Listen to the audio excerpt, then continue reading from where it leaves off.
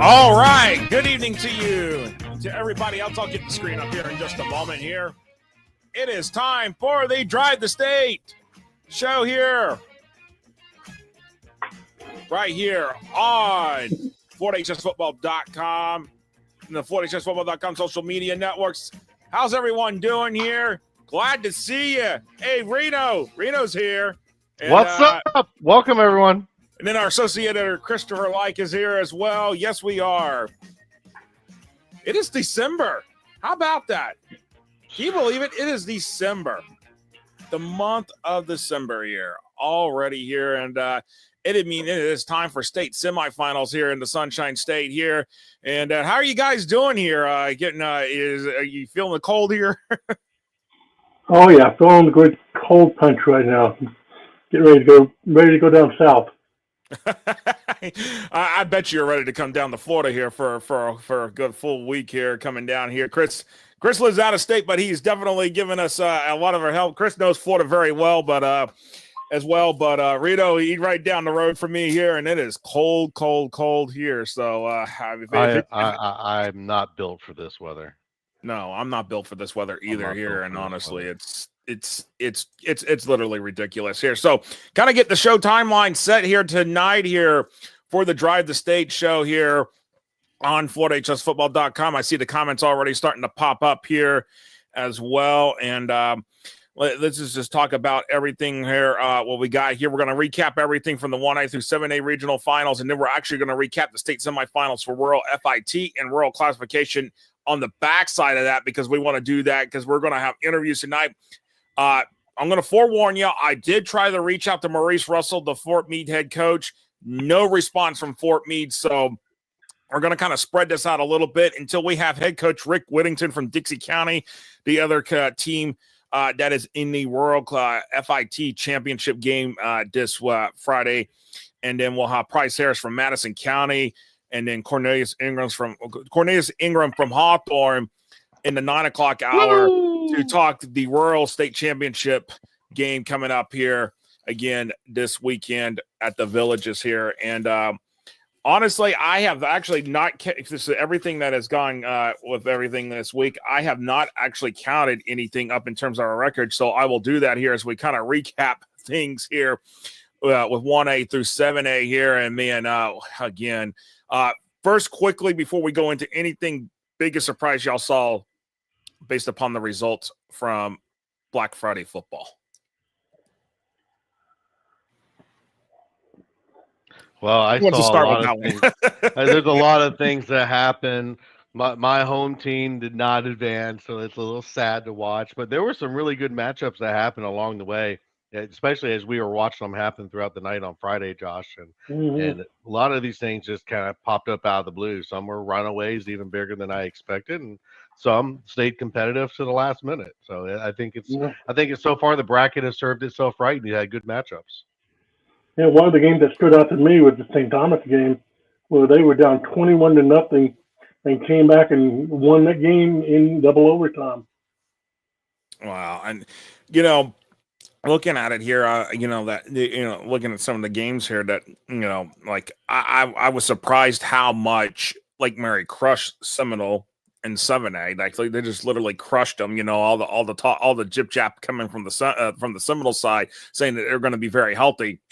Forget that. And Lake Mary is like, nope, not this time around either. You're not getting us here. And we'll talk more about that along the way here. But for you, Reno, I think your pick finally. You had a pick. You keep picking against, but you never take Bulls. But you finally got that one. I got that one right. We know we got that right. I'm sorry, Bulls, but we got one right. No, absolutely here, and I'm really looking at this, and looking at the teams that are advancing here, and honestly, we've got some really good matchups coming along here.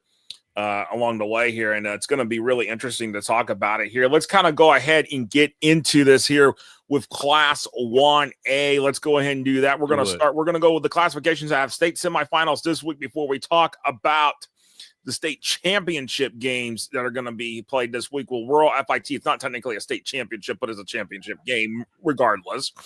Not to knock anything down on Dixie County or Fort Meade, but then we'll have the actual Rural State Championship game to talk about as well. So here we go. Let's talk about what we've got here. Trinity Christian going to go on the road to Chaminade-Madonna. Last time these two teams met, 2020 state championship. Did not go so well for Chaminade-Madonna in the second half of that game at FSU.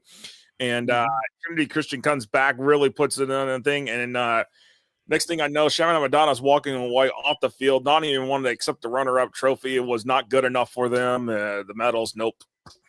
And, that was not it was not fun that night there watching that happen. But honestly telling you, looking at this here, Trinity Christian, Chaminade-Madonna, a rematch here between these two teams from several years ago. And then we got Clearwater Central Catholic and Cardinal Newman. So Clearwater Central Catholic on the road at Cardinal Newman here. And Cardinal Newman's only lost to a team that is actually going to be in the state semifinals this weekend as well, Buchholz in Gainesville. So guys, let's take a look at this with the matchups here and the thing. We're gonna do the matchups here, but we won't do our picks just yet. We'll do our picks at the end of the show. That way, we kind of keep people on hanging on edge here. So let's talk about this.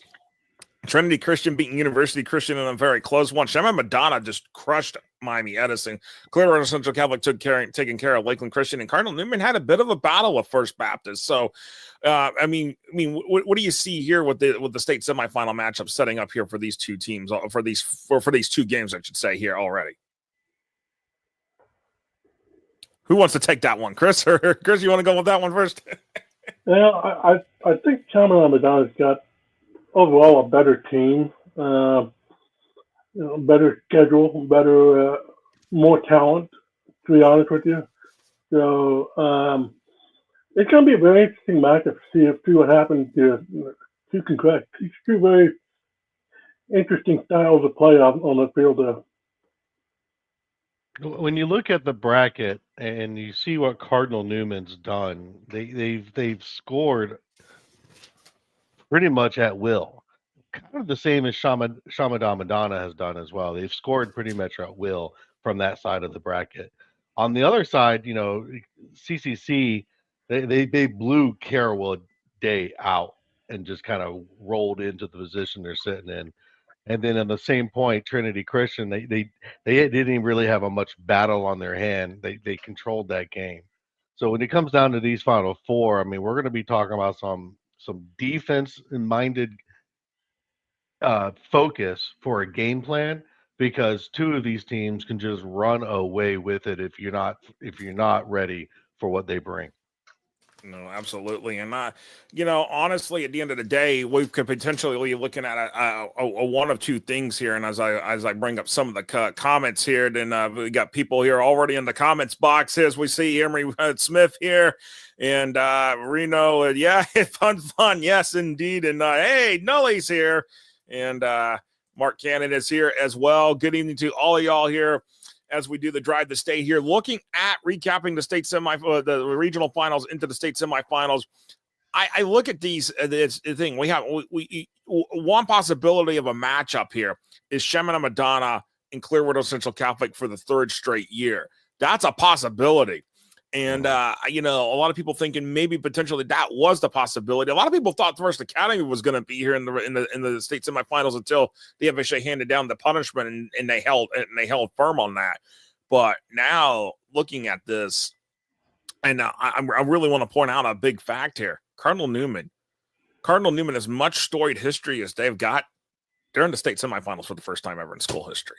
So with that said, Jack Daniels, who won 2 state championships at Dwyer in his tenure at Dwyer, he has a good chance here of finally getting Cardinal Newman to the promised land. Absolutely, especially the way they played so far in the playoffs. Like I said, they've kind of controlled their own destiny, and that's what they got to continue to do. No, absolutely. And Chris, thoughts about this one? Chaminade-Madonna and CCC rematching again for the third straight year. Chaminade-Madonna has owned CC in both of those games, and if a rematch happens again, people feared that it could end up being the same result. Yeah, I agree with you. I feel like if these two teams actually end up meeting, it's going to be it's going to be one of those big instant classics going down the road. I think this is going to be a very fun thing to see, especially with these two teams going at it with each other. No, absolutely. And let's take a look at it. If you got a comment, got a question, got anything you want to talk about here, again, we're going to do the picks at the end of the show for these games that we got tonight here. So Emery Smith says, when I hear the name Jack Daniels, I think of whiskey. But yes, this is that's one of my favorite names of all the coaches in the state, Jack Daniels. And so let's roll into our next one here in terms of what we've got here with the Class 2A state semifinals here. Let's take a look at this here. How about this? Booker T. Washington is going to have to make the trip all the way from Miami to go up to Havana in Gadsden County. That is a huge, huge, long road trip coming up for the Booker T. Washington Tornadoes. And Booker T. Washington, they haven't been in the state semifinal since if I go back correctly, it's been since 2019. And that was when they last won the state championship under Ice Harris Jr. But Ice Harris Sr. back really getting the Booker T. Washington Tornadoes really sitting there and going back. I'm looking at the comment here from Josh Richards. Chris, is your background a green screen or are you in a real locker room? That's actually a green screen. It's a green screen, and yes, indeed. I like it. That's funny. That's really good here. Locker room with cats. That's awesome. There you go. Yes, there you go. Yeah, that deserves a round of applause there.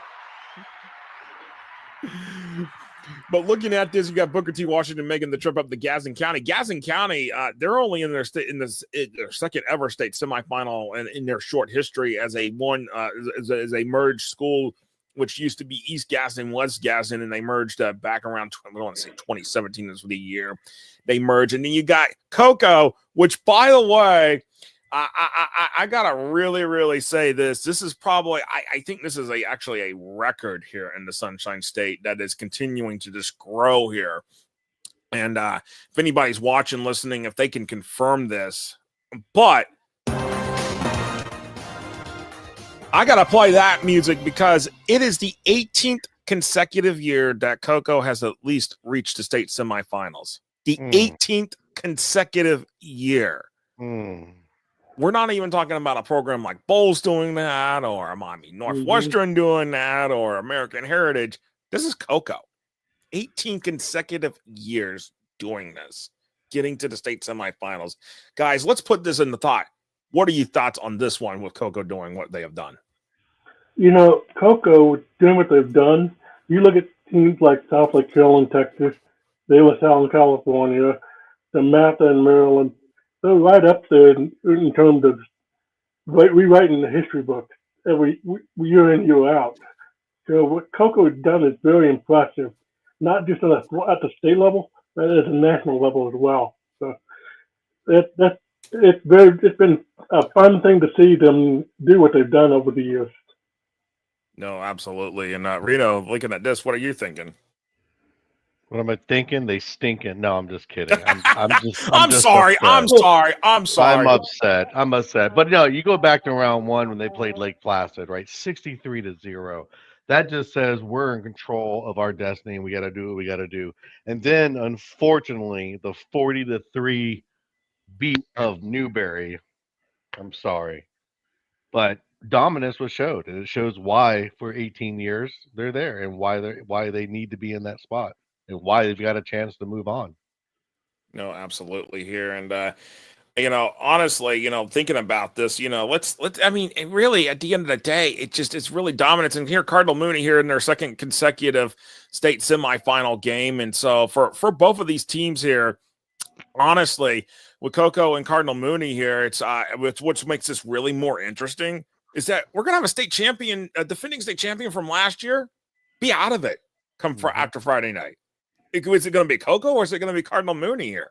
And that's the big question at the end of the day. But Cocoa, 18 consecutive years in the state semifinals. And boy, oh boy. As Stephen Thatch brings up a good point about Gadsden County, the real deal O-line, D-line are exceptional. That is going to be a big issue for Booker T. Washington, but the biggest issue for Booker T. Washington is the amount of travel, having to travel all the way from Miami, all the way up to Havana, going west to Tallahassee out there on US 90, and that's going to be a long, long road trip here. So it's not going to be the same day of the game. They're going to have to go up a day before, at least. I have a feeling they're going to have to go up at least a day before here, and in order to make things right here and all that. So in order to get everything situated here, right, and on the get everything on the horn, basically, to be able to be prepared for that game. Let's take a look at what we got. Class 3A state semifinals here. I really don't think there was anything surprising here in terms of the teams that advanced to get to in the Final Four here. But what kind of surprised me is O'Galley getting a home game, Miami Northwestern not getting that home game. That I think do y'all think you would consider that be a big surprise that they were actually they were rated that they were the third seed coming out of the rankings? Yeah, I definitely expected more out of that. I didn't think that was going to pull out that way, and thought it would be reverse. And so that's a big switch. And that's probably the biggest standout, like you said. Chris, what are you thinking here? You wonder if the strength of schedule has something to do with it, or I don't know. The fact that Miami Northwestern playing playing these teams that are not really at their level. So that's the big question mark with the way these two teams are matched up against each other. No, absolutely here. And I'm going to pull it up here real quick here, because I want to say, let me verify this real quick here, because I do want to point out, if I can verify it on the brackets here real quick here. Let me get a couple things here situated here real quick here, because honestly, actually, this is going to be important here. I want to go back to this real quick here. I may have to go back to the 1A bracket, because I think that's the first game. That's the teams that are going to play Wednesday. Let's go back to it here for a moment here. And then we'll talk more about 3A here, because I just thought it just hit me to think about this, to talk about this, because I want to say that, yes. Okay. So the 1A game is set for 7:30 Wednesday, December 11th. So that's the first game of the 7 state championships next week in Miami. And I want to say, if anything, okay. So based upon this, which I find highly, highly interesting. So I don't understand why Chaminade Madonna and Trinity Christian have agreed to play Friday with a quick turnaround to play Wednesday. Now, Cardinal Newman and Clearwater Central Catholic have put their game to Thursday, so that way either team can have one more day instead of playing Friday. So, with that said,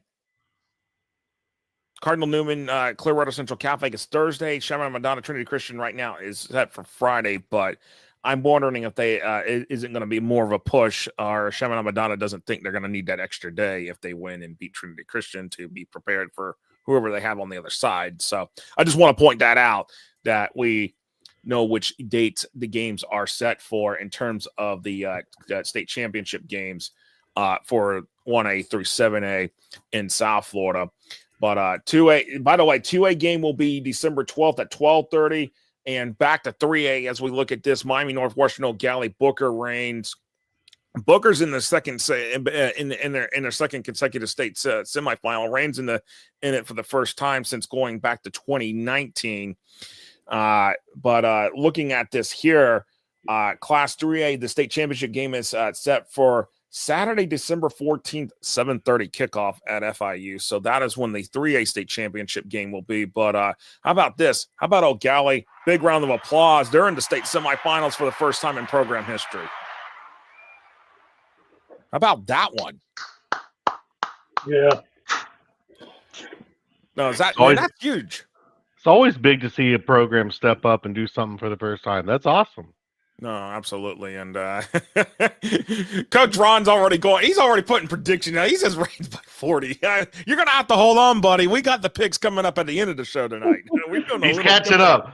Coach Rand's catching up, man. Go ahead and gas up. Go ahead and gas up for this. So we'll go ahead and gas up for it. So anyways, let's roll into Class 4A, what we got for the state semifinals here.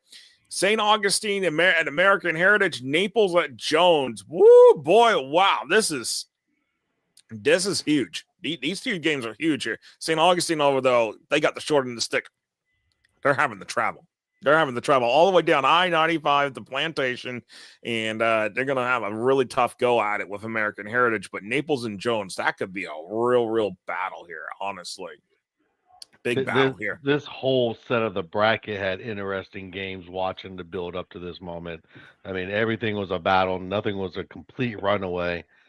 Maybe the American Heritage game turned into it against Norland at the end, but still, everything was still a good battle leading up to this matchups of these teams. Yeah, Chris, you're going to see at least two good teams not make it to the state championship, and it's going to be a very big crime. And it's sad to see that two of these teams are not going to be there next week. No, I agree with you, because in this bracket here with St. Augustine beating Choctaw it was only 13-6 there. American Heritage took care of Miami Norland. Naples took care of Port Charlotte in that rematch there. And Jones, they had a battle with Vanguard, but at the end of the day, Jones pulled ahead and pulled away here. Honestly, at the end of the day, in my opinion here, I mean, this was one of the toughest brackets. I think it was in the top 10 toughest playoff brackets rated by Max Preps going into the postseason across the entire nation. So when we look at 4A, at this 4A bracket, at the end of the day, whoever of these four teams match up in the state championship game, it's going to be a tough battle.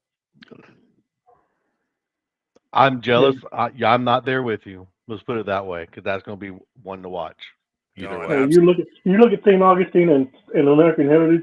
That's probably one of the more juiciest matchups in the entire nation this weekend. So I like it. Juiciest matchups. I like that. I like that because, honestly, Mark Cannon brings up a very good point. 3 Division I wide receivers. Obviously, you got your Division I quarterback.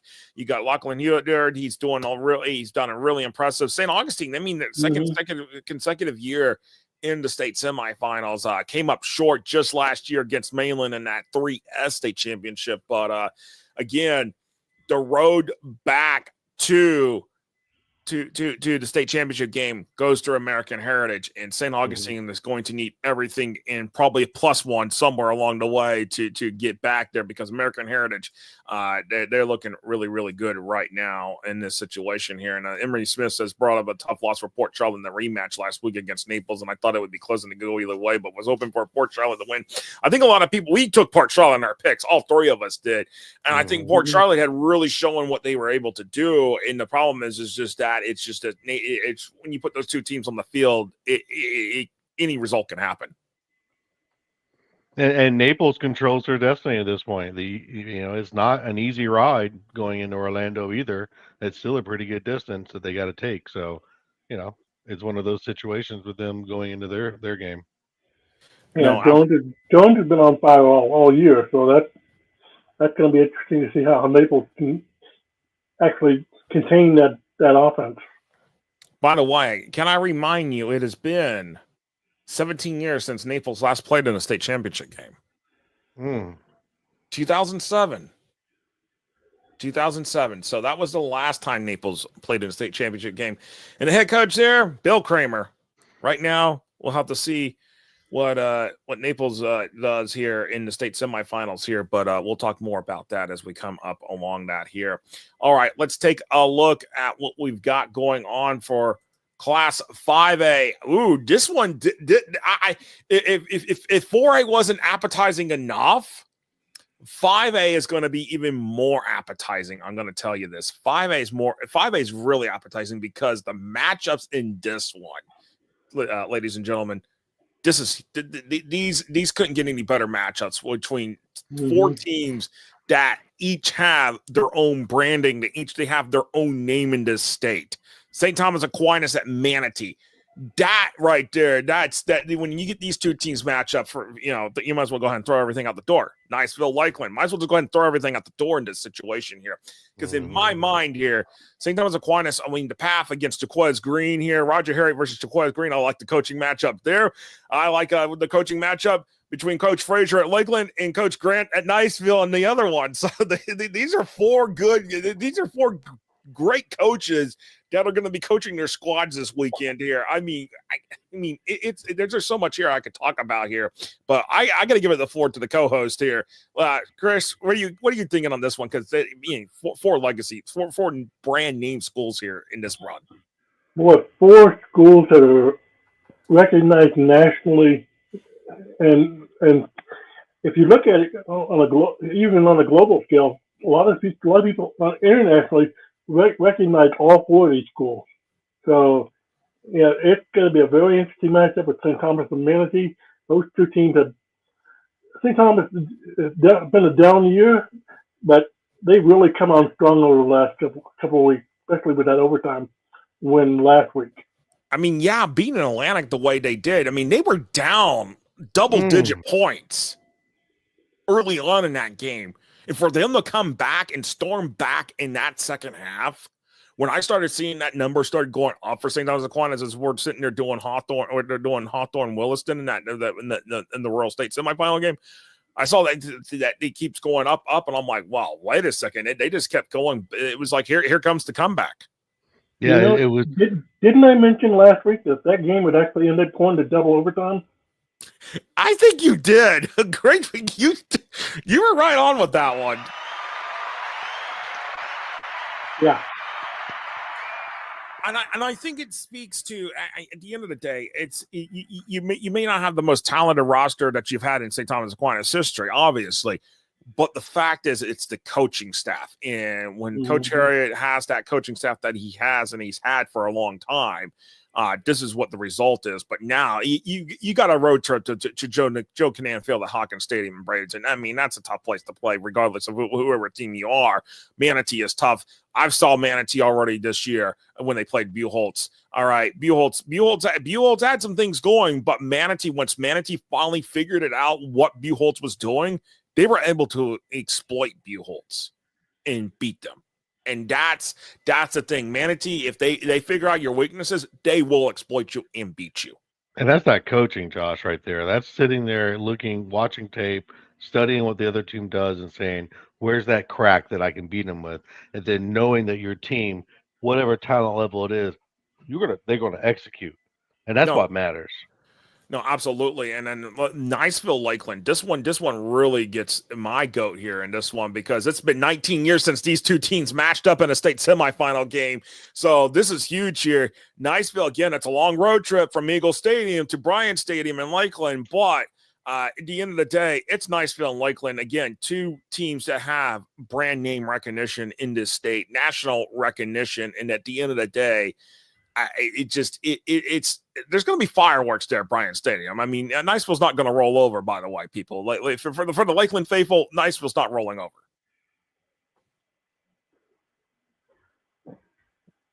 Chris? Reno? Yeah. Well, yeah, Niceville traveling to Lakeland, that may have some sort of a factor early. And I think Lakeland will get off to a good start. But I think Niceville, once they get their legs moving off after that long trip, I think they're going to be just fine sitting in hostile territory. No, and absolutely. And Stephen Thatch says, how about this? Niceville's going in the night before. Smart move. Very smart. That's how you got. It's not just about walking into the stadium that day and executing your game plan. It's that build up leading into it, right? Are the players rested? Are they fed right? Now we're getting into these critical times when the mental capability has to be there with the players. No, absolutely, and as I said, it's what you do. It's the pregame planning because everything in the pregame and the days ahead is what's going to execute those 4 quarters, that 48 minutes of total clock there to be able to come out either be a winner or go home for and close the season up.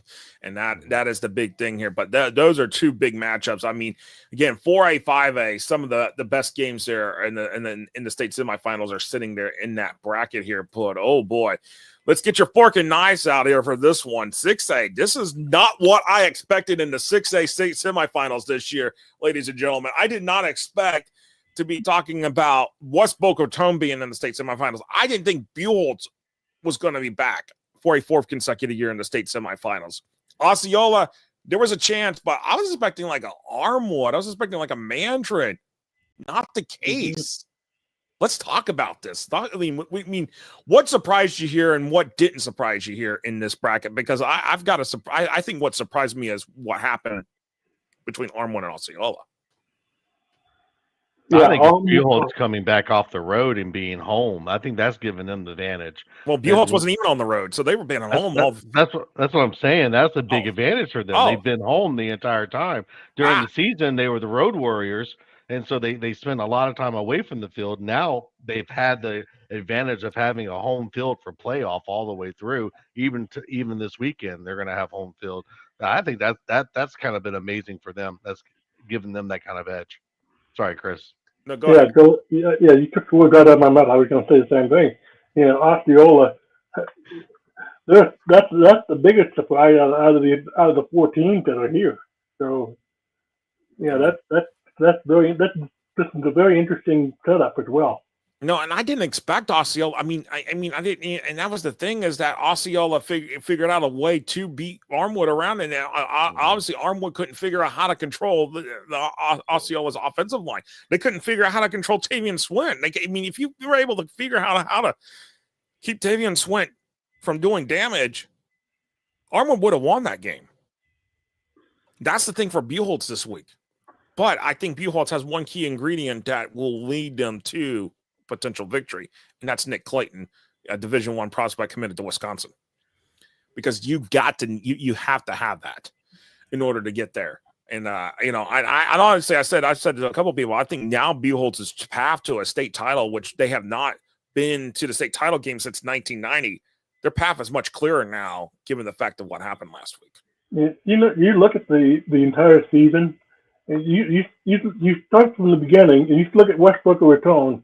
If you told me West Boca Raton would be the number 1 seed going into the state semifinals in the preseason, I'd call you crazy.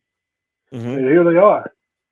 No, and looking at West Boca Raton. I mean, man, I'm just the season they had. We talked to West Boca Raton's head coach at the start of the year, and boy, now this team has come a long ways. And Miami Southridge, boy. I'll tell you what. I'll tell you what. I think either team, regardless, between Miami Southridge and West Boca Raton, whoever, regardless of either team, I feel like they're going to bring a lot of fans to FIU, for that state championship game. I can almost say on the other side, I think despite the distance, especially for Buchholz, if they get there, they'll bring the fans from Gainesville. They'll get the buses and bring them down. They'll travel 100%. West Boca Raton, they had a great showing last week, but they made me a liar because now the ranch is not real. Oh man. Yep, Wiregrass Ranch is out.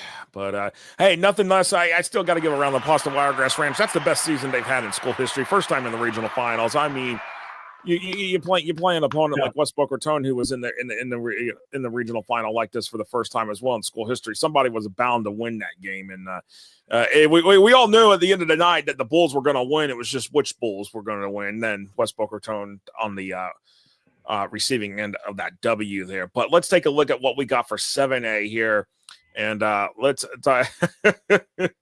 Oh man, Mark Cannon! Wow. Twice this week. Twice. Yeah, and that's the thing, Mark Cannon, going back to Armwood Osceola real quick, is that, when that halftime score is 0-0, hey, Eric Pinellas took advantage of that. And from what I saw on social media on his Facebook page, personal Facebook page, his wife tagged him in a post. Despite the fact that he was tired, he got his celebration steak. So there you go. Oh, man. All right, 7A, here we go. Columbus, Venice. I honestly said it last week. I feel like if Columbus was to win, it was whoever between Columbus and Western was going to win, they were going to end up at Venice. Sure enough, that's the case there. And how about this rematch of Dr. Phillips and Lake Mary? One of Lake Mary's 2 losses? Dr. Phillips. I mean, is it really a surprise that any of these 4 teams are here? I mean, I'm not surprised, but for Lake Mary, finally you've done it. You finally have gotten to the state semifinals. You finally have done it. You finally have done it. And in good manner too, not just like squeaking through. So they did. It wasn't we were going to squeak through against Seminole. No, it's like Seminole. Hey, boom, boom, boom, we're done. We're not gonna leave anything to chance here this time around in the regional finals here, and let the state semifinals get out of our grasp. Now you're in the state semifinals. Now you're getting Rodney Wells, by the way, who has been the head coach for a long time at Dr. Phillips. Hey, Dr. Phillips, they do have a state championship. Yeah. Rodney Wells is taking them there, so Rodney Wells knows what it's like. But for Scott Perry to take his alma mater to the state semifinals is one big thing.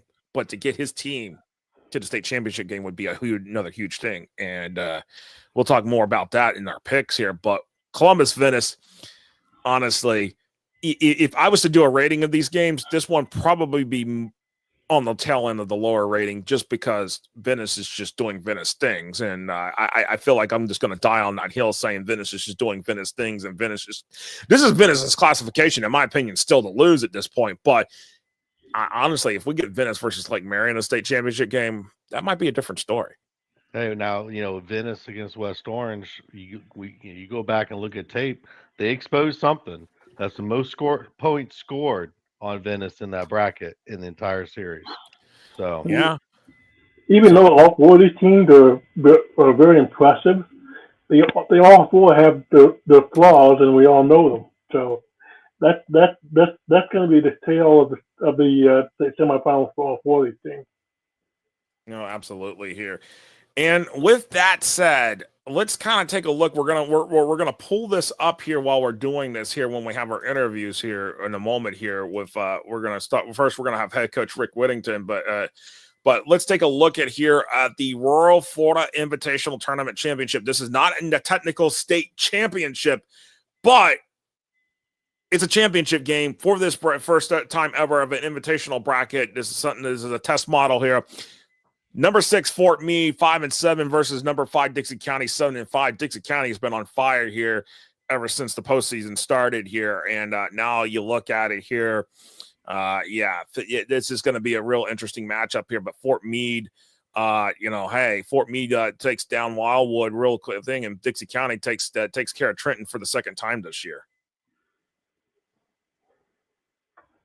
So whoever wants to go on that one.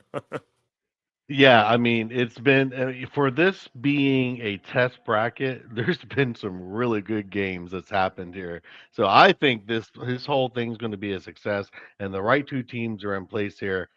And the way they got there and the way these offenses run, that's what I was pulling up right here. I mean, over 250, they're averaging about 250 each. So it's going to be some exciting football down here, seeing to see what's going to happen between Meade and Dixie.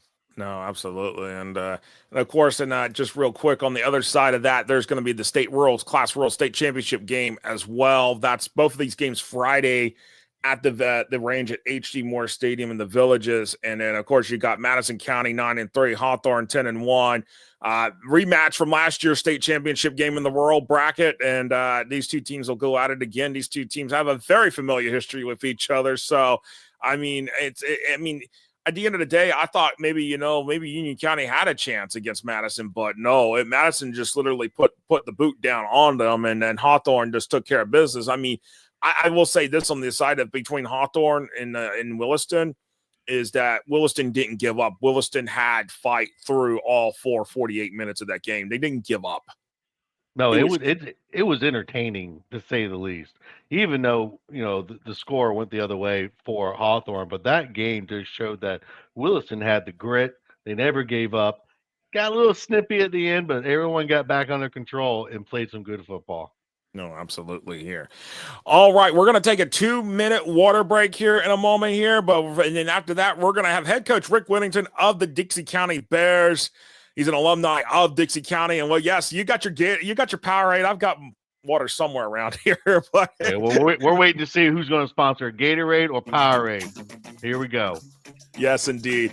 All right, we're going to take a 2-minute water break here, and we'll be right back here on the Drive the State show here, and then we'll have head coach Ric Whittington of the Dixie County Bears here with us. Stay tuned.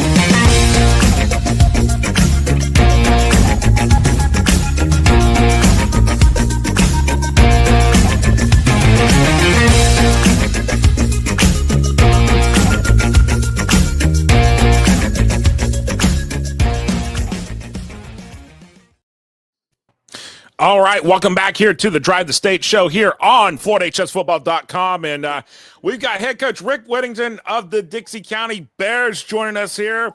Dixie County is one of the two teams that's going to be playing in the first ever Florida Invitational Tournament for the rural bracket. And, Coach, I appreciate you taking some time here, getting your team ready to play in a championship game here.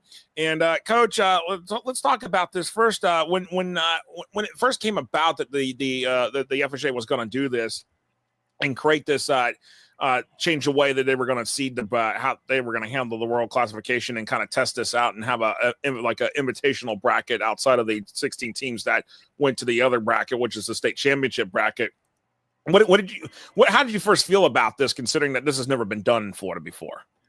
Well, I think it is kind of an interesting setup. I think in rural classification, there's a ton of diversity, and it's very interesting and kind of seeing how everything's kind of played out. Obviously the opportunity that was presented to us to get into the FIT and to get some more extra play here at the end of the season, get some postseason play. Our guys have been really excited about it. It's been a real enjoyable experience for us, obviously. And but when it first came about, it was definitely interesting. I think a lot of us were kind of waiting to see how everything panned out as far as, with it there being two separate brackets. But like I said, it's been a great experience for us. No, absolutely. And by the way, this is your first year at Dixie County, your alma mater as head coach. Talk about coming back home to your alma mater, Coach. I know it's huge for you. It really is. This place had a profound impact on me. It really set me on the track for what I was going to do in my career, getting into high school football coaching, and being able to come back home, being around mentors like my AD Brent Wilkerson. He was my head coach when I was in high school. He's definitely a legend in my eyes and a legend in the eyes of all those he coached at Dixie County. It's truly been a great experience being back with him and being able to be back in the same community that had such a profound impact on me and try to kind of give that impact back to the young men that are there now. No, absolutely. And I'll hand it off to the co-host to ask some questions as well, and I'll pull up the stuff here as we talk about your guys here. So, hey, Coach, the bracket itself had the first four seeds that having that first round bye. How much of a factor do you think that was with all four of those top seeds losing in the first round, including your team facing one of those teams? Well, I really wouldn't know. I know that anytime, I just know with me and my guys, and I think, we were excited the opportunity to get a play in the first round. That was a great opportunity. We enjoyed having a home playoff game in the first round. I think with that additional bye week, I don't know necessarily, thinking back on how many teams of those four had 2 bye weeks in a row with the addition of week 12. But, I know we were excited. I mean, we with the week 12 game, we were able to get all our games in. So we were able to kind of get that bye, kind of rejuvenate. We really needed that at that time, and it really helped us out. But I think one thing that we've seen in this bracket is that with all the diversity in the rural bracket is it's been kind of interesting to see how things unfold. And I know for us, and being that, I mean, the road that we've had there, like I said, we had a home game in the first round. We enjoyed it. The second round, that was a great game. We got to go to Jefferson County. It was a great atmosphere, and then we got to play a rival in Trenton for a third round at home. And I think the whole trip that we had the whole way through, it was really fun. No, Coach, absolutely. Let's talk about that, Coach. You being the first-time coach, you and your staff for this first year. Well, how has it been with being in the bracket and making travel with the staffing coach and the player, keeping everyone motivated? I think getting into the bracket itself that's one thing we talk about in Dixie County. Since last year, I was here as the offensive coordinator last year. Is everybody's goal is always to make the playoffs, get into the postseason.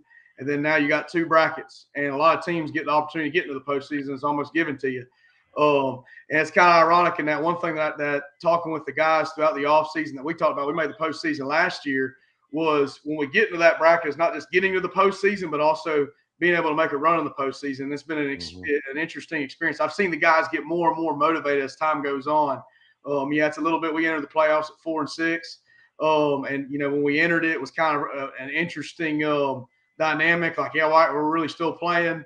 This is kind of a unique experience. But as we got in those playoff atmospheres, and as our guys got to experience it, and doing things like being able to practice on Thanksgiving week and having that breakfast Thanksgiving morning, and then getting ready for a big third round game against a traditional rival in Trenton, you've just kind of seen the motivation. And I don't think just us, but in every team that we played, I think you've seen some teams in the rural classification really kind of get that playoff experience and be able to help really honestly build that type of culture within your program. I mean, Jefferson County, we went there and it was a great game back in 2. And it's been great for our guys, and I think the motivation kind of got built in. Awesome. Thanks, Coach. No, absolutely. And one of our fans, Mark Annie, has a Dixie County Bears shirt, and he wore it there in Auburndale yesterday. So you got some Dixie County love going around the state here. But let's talk about you guys here, Coach. I mean, let's talk about Mr. Williams here. I mean, he is quite literally. I mean, he is your workhorse. Over 1,200 yards rushing. Talk about him, how he's been the key for y'all this year. Well, I mean, if we're going to talk about him, I mean, there's intangibles. I could talk. I don't know how long this show is going to be. I could talk about this young man for a while. But the one thing I can we got a few minutes. One thing I can tell you about him is that he's got all the stats that follow him as a ball carrier, but also he turns around every snap and he plays defensive end too. And we got a roster. We're going to dress about 18, 19 guys in the championship game on Friday. There really isn't a 2 deep. There's just really a next man up type mentality, and everybody's got a position on both sides. We all play both ways, and he's one of those guys. And I mean his character and what he's done throughout the offseason, he makes every single workout. He's always there. The motivational factor that he brings into his teammates. I mean, he's been a driving force, not just as someone who produces on Friday nights, but as someone as a leader. And I think that what this FIT bracket has done for him is just giving him that opportunity to continue to showcase that and to put an exclamation point on senior year has been an awesome opportunity. No, absolutely here. And I mean, at the end of the day, he's been your workhorse for the offense, but what is it about your defense that's been, especially now here lately, as of late here in during this run here in the FIT bracket? Well, I think with our defense is that, and when we talk about keys of what we want to do is things that we consistently talk about is we want to own time of possession. We want to win the field position battle, and we want to limit explosive plays. I think we've done a really good job in the early parts of games is trying to limit those explosive plays. But there's also been opportunities where those explosive plays happen. I think a big thing about defensive football is, obviously there's the things like being fundamentally sound, alignment and assignment and whatnot, but then also being able to respond is when a big play happens and your back's against the wall, how are you going to respond? When you give up a score, how are you going to respond when you go on the field? And for us, we've got so many guys playing both ways is how do you change that mental process to where once you score a touchdown, now we got to go out there and get refocused. And I think our guys have done a really good job of that. And they've really adapted to the scheme on both sides of the ball. One thing that I've really seen with our guys that I've really enjoyed is the coaching element becomes more of a dialogue. I think when your guys get this deep into the year to where when you're talking, it's not so much preaching at them about, hey, do this, do that, or is A, B, and C, but it's a dialogue of what are you seeing? What are things that you feel need to be adjusted on? All those things I think have really flourished on the defensive side of the ball as well, the offensive side of the ball. That's really helped our success here in the postseason. No, absolutely. And go ahead, Reno. No, just agreeing, saying absolutely, pulling the Josh. Now, I love it. Now, Coach, let's look at this. Fort Meade on the other side here. They've had their bits of struggles, but they have come on late here in the postseason as well here. But how are y'all going to handle their sophomore quarterback who's throwing over 2,500 yards this year? I know as the touchdown to INT ratio is almost closer to 1 to not. So how do you handle preparing for a quarterback that's going to obviously throw it up in the air? I think it's, like I said, limit explosive plays. He's a great athlete that they have. And, I mean, that's a program that I've got a ton of respect for. I've seen him a few times in my careers as a coach, well, once as a coach and once as a player. And they've always had, great athletes down there. And they've always been a tradition-rich program. And I think for us, that's what we're looking at doing is, we're going to have to go out there. We're going to play fundamentally sound football. We can't have miscues because miscues with talent like that can result in explosive plays. So yeah, like I said, we're going to have to limit explosive plays with an incredible athlete such as him. No, and guys, you got any questions here for Coach? Yeah, Coach. You guys struggled during the middle of the season you had a couple of three straight shutouts. Got shut out 3 straight times. What did you learn more about your team with those shutouts, and how did you grow from those 3 losses like that? I think we're kind of getting the fruits of our labor now. We experienced some adversity at the beginning of the year, and we learned that we got to control what we can control. And the one thing that we can control from a coaching standpoint is putting your players in position to be successful. And we've done some tweaks to our scheme and tried to move some guys around to make sure that we're putting in positions to where they can make an impact on the game, to where they can be comfortable and play with confidence. I think we've done that.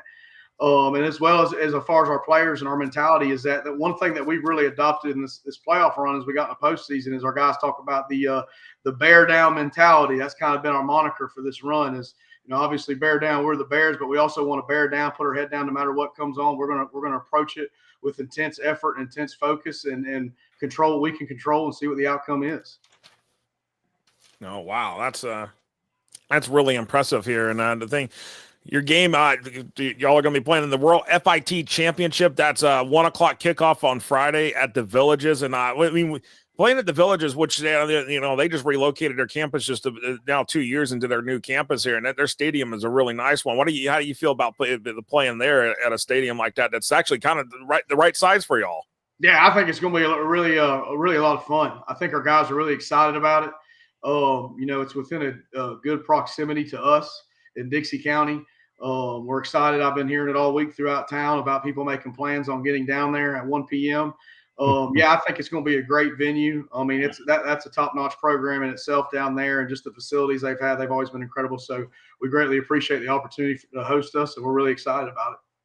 No, absolutely. And Coach, definitely appreciate you taking the time to join us here on the Drive the State show here. We'll see you Friday at the Villages for the Rural FIT Championship game, 1:00 kickoff against Fort Meade. And that game will be broadcast live on NFHS Network. And I appreciate you taking your time here to talk with us. Yes, sir. I appreciate everything that you guys do. We greatly appreciate how y'all cover our sport. No, I appreciate it. Thank you so much, Coach Whittington. See you Friday. Yes, sir. All right, go Bears. All right. Yes, absolutely. And head coach Ric Whittington of the Dixie County Bears, first year at his alma mater as the head coach. And guys, I mean, Dixie County, hey, they're even though it's not, when you look at it, it's the first year of this invitational bracket. It's still these kids have been able to play. And I think this is a good comment that I want to bring up here from Coach Ron. He says, love the FIT bracket, allows extra film towards recruiting possibilities and a few more Fridays for the seniors. And I think that I agree with that in a lot of ways for some teams, especially if you're not in that, with the way the rankings are these days. You got teams that have gone like 7-3, 6-4 that may, hey, if they just had that extra opportunity to do that, here's that opportunity. Especially in that rural division, like the coach said, it gives more exposure, and these kids who may not have that chance to do it again ever, and this gives them that opportunity to have that playoff experience. I actually had a chance to have that playoff experience, and it's amazing. It is something, if you're in this sport, you should be able to cherish. No, you think about the teams, the younger teams especially. They're getting an experience to have a playoff caliber experience and grow from that, especially not being able to win early and not being able to play a state championship game. These younger players are going to grow immensely from this experience. No, I think so as well. And Mark Cannon's like, still wish the Rural State Championship would be on a Saturday night. Who cares? I mean, honestly, I feel like the game should be on Saturday night, regardless if the SEC or ACC championship is going on. I mean, high school football, that's where it's at. And that's in my opinion. So, well, I had a nice response from Mark, and it's SEC. Well, anyways, we're going to take a 2-minute water break here coming up here, and then we're going to have head coach Bryce Harris of the Madison County Cowboys join us here to talk about the Rural State Championship game. We're going to be right back here after this 2-minute water break here on the Drive the State show here on FortHSFootball.com. We'll be right back right after this.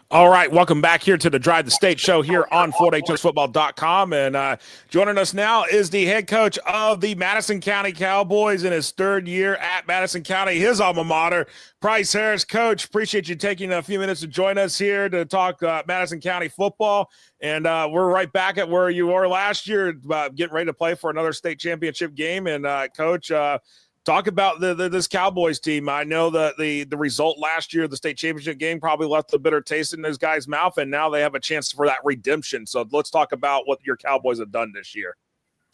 Yeah, the Cowboys, they're great young men, and they worked really hard. Started all the way back in January of last year, and of course we've been wanting to get back here for get that taste out of our mouth from last time that we were there. We're happy that we get a chance to play Hawthorne again, and they're a great football team, but that's who we wanted, so we're glad that we got them. No, absolutely here. And, and with that said here, looking at it, it's Hawthorne and Madison County once again here. And let's, I'm going to bring it up here. So let me see if I can get it here. Oh, there we go. Bringing up the stats and everything. This is actually going to be the 14th state final appearance for Madison County. This will be the 5th for Hawthorne this year, by the way. So for Madison County adding up those numbers into the state final appearances, and multiple state championships won by these teams here at Madison County. And Coach, I mean, let's just go back and look at that, the legacy of Madison County football. I mean, talk about that, because, just for those who might not understand just what Madison County football is all about over the years. Well, I got a chance to play at the pivotal point of Madison County football, and was lucky enough to be on that staff in '95. That was the first team to ever make a playoff appearance.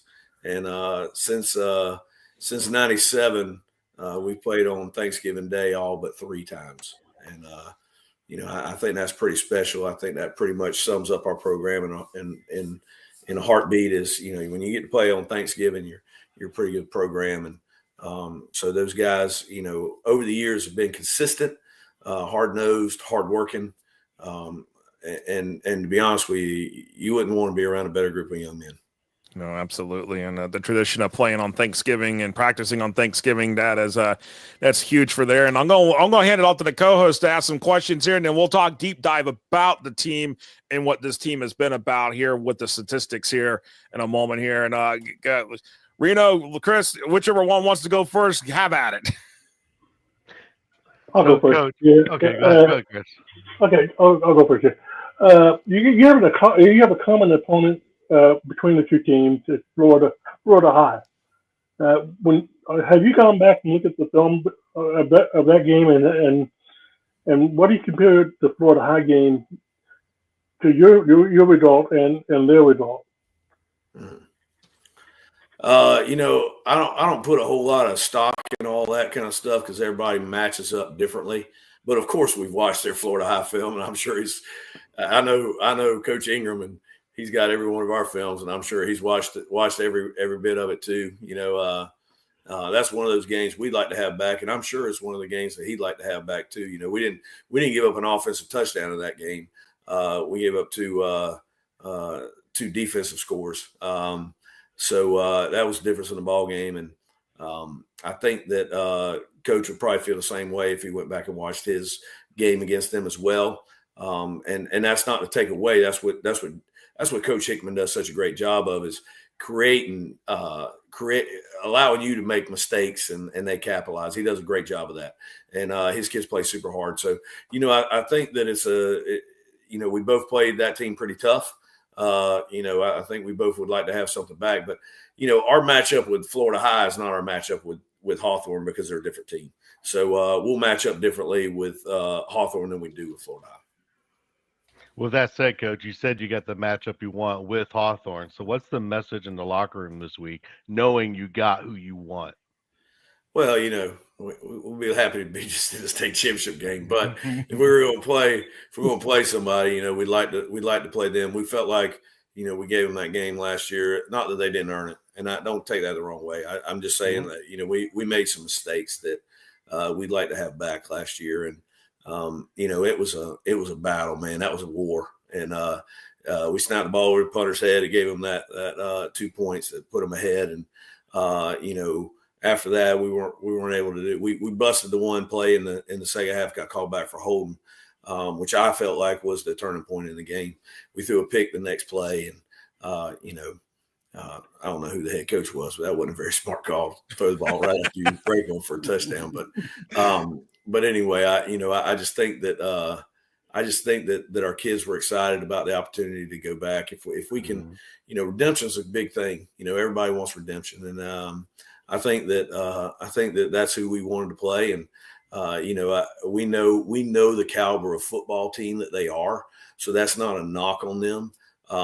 But that's who, if you want to be the best, you got to beat the best. And they are the champs. They're the reigning champs. And they will be the champs until somebody stops them from being the champs. And, if we have that opportunity Friday, that'd be great. But it's a tall task. I mean, you guys, you just look at it. I mean, the Johnson kid is unbelievable. We watched him last year. He was really good.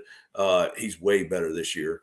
And he will be a formidable task at hand just to contain him. We know we can't stop him. We're just hoping that we can kind of semi-contain him. But even with that, I mean, they still have thrown for 1,800 yards, so it's not like they're a one-trick pony. So it's going to be a vaunting task, and so we know it's going to be a struggle, but we're up for the challenge.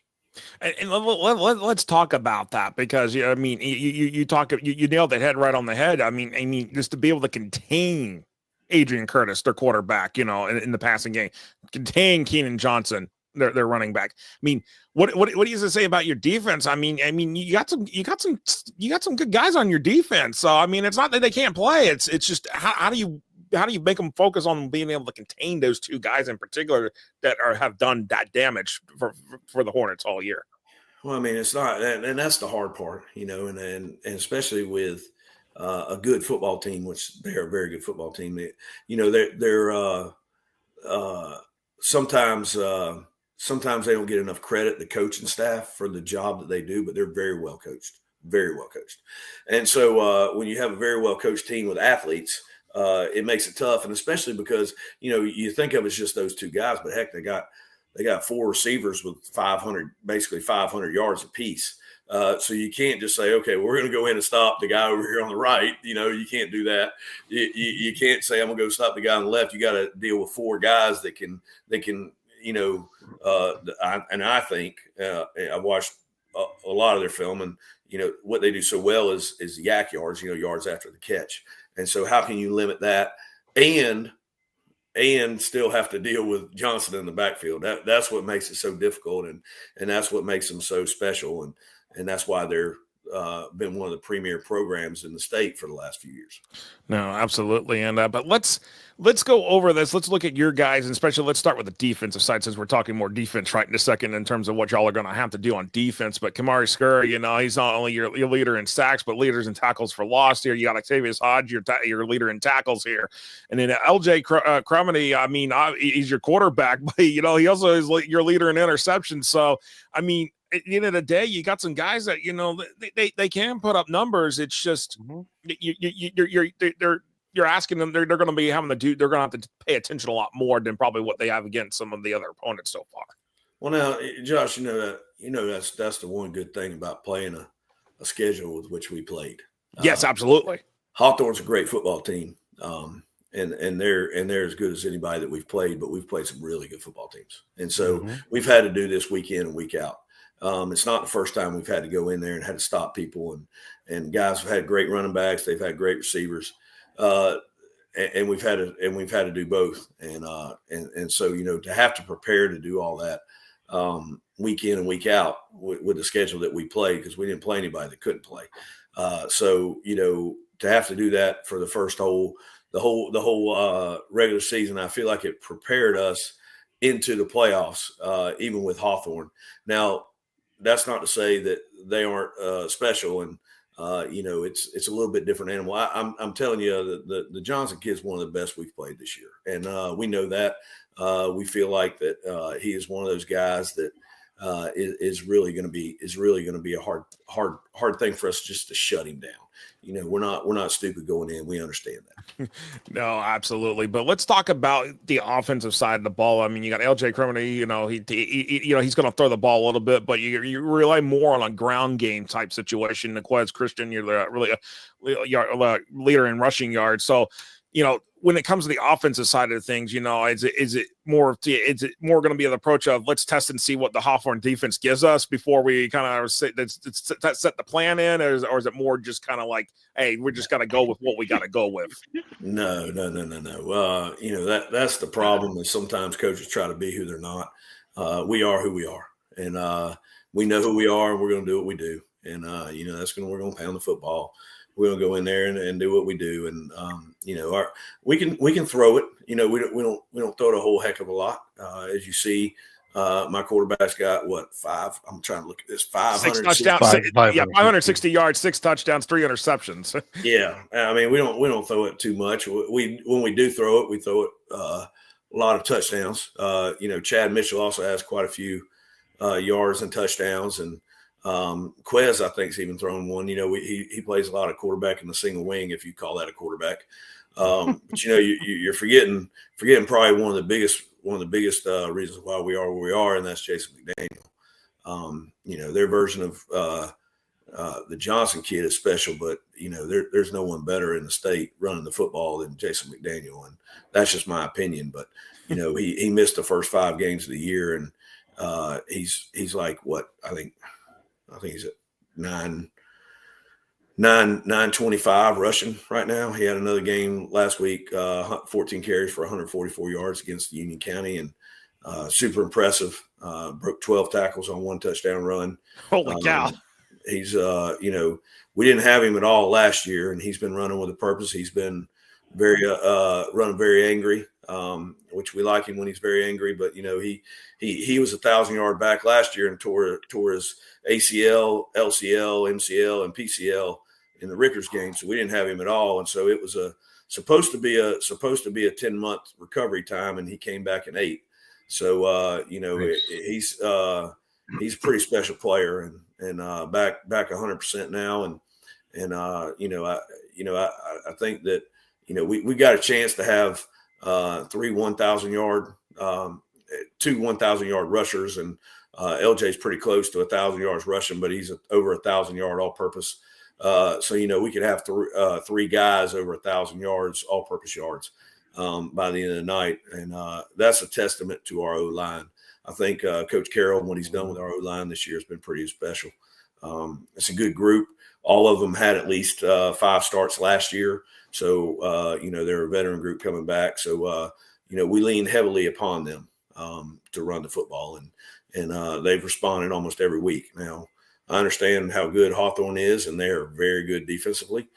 They fly around, they run to the football. So we're just going to try to do what we do. We're not going to try to be who we're not. No, absolutely. And Coach, I mean, y'all are going to be playing this game at the Villages. It's a different venue, and it's a new venue, and it's a nice venue. But I mean, beautiful. I mean, it's probably one of the nicest facilities now in the entire state for a high school facility. So I mean, talk about the preparation that your guys getting ready to make that trip down to the Villages and play the state championship game on Friday. Well, we're trying to keep everything pretty much the same this week as we normally would in a normal prep week. We don't want to change anything and get out of our routine. It'll be a little bit different for us this year. Last year, we played quite a few games on turf. This year, we haven't played any. So that is going to be something different for our guys. Is be the first game on turf this year. I usually try to schedule one, but we weren't able to get that done this year. So it will be a little bit different with the turf, but that shouldn't play that much of an effect on it. But we're excited about going down there. Coach Pettis is so good down there. He's so inviting, and the Villages is a great place to be. I was able to coach an All-Star game down there last year, and that facility is pretty special facility. No, absolutely. And of course, now that the coach in the FHSAA North-South All-Star game, I mean, that experience right there, being able to, you already know what you're going to be walking into with your team. Definitely. And that was a big honor. I was very honored to have that privilege of being the head coach last year, and being in that venue already is and it's a great venue. What I like about it is it's got a big time feel, but yet it's still small enough that the crowd can make a difference in the game. No, absolutely. And of course, the kickoff is 7:00 Friday night at the range at H.G. Moore Stadium in the Villages. Again, the game will be a live stream on NFH. I mean, congratulations to your team once more, getting back to the state championship game, getting the rematch you wanted. And you guys are going to be they're going to be loud and proud come Friday night. And I know your fans will be traveling down there to the Villages and supporting Madison County in the ways that they do at Boot Hill. Yes, sir. We're going to try to give them everything we got. Like I said, I mean, I've got nothing but respect for Coach Ingram and the squad that he has. And, very good football team. And so many ways it hurt us. So we're just going to go in there and try not to get embarrassed.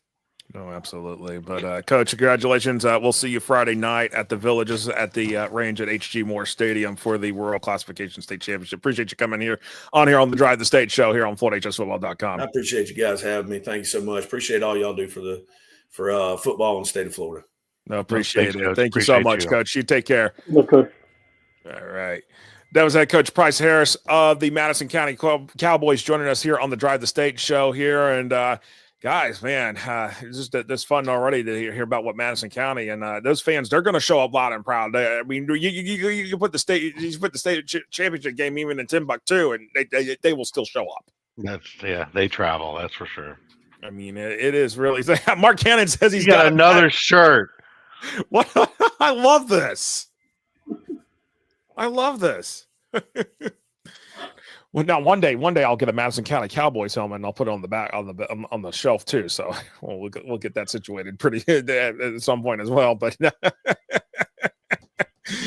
no, but I'll honestly say, but we're gonna have Coach Cornelius Ingram coming up next here on the Drive the State show here. But guys, any final thoughts before we go into this next water break here?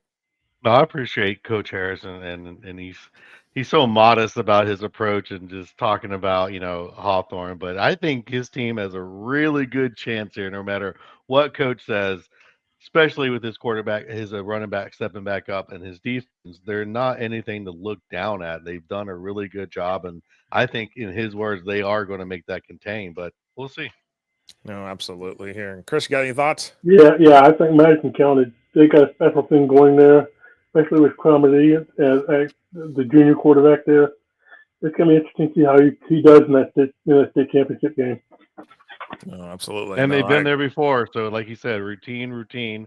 And as long as they stay in routine. No, I agree.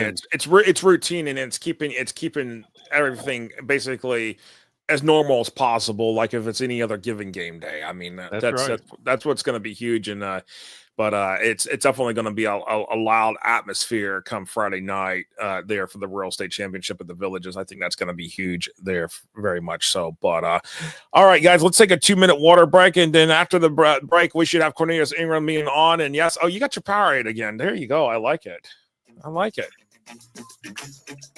I still haven't. My water somewhere. Water's probably downstairs somewhere. So, but I'll get some water at some point. Yo, you got the Dr. Pepper. I need Dr. Pepper. I need a Dr. Pepper as a sponsor or something like that. We got to work on that. Yeah, we do. Anyways, we're gonna take a 2-minute water break here, and then we'll be back here. And we'll most likely hopefully have Cornelius Ingram already on and ready to go here when we come back. We'll be right back here on the Drive the State show here on FloorHSFootball.com.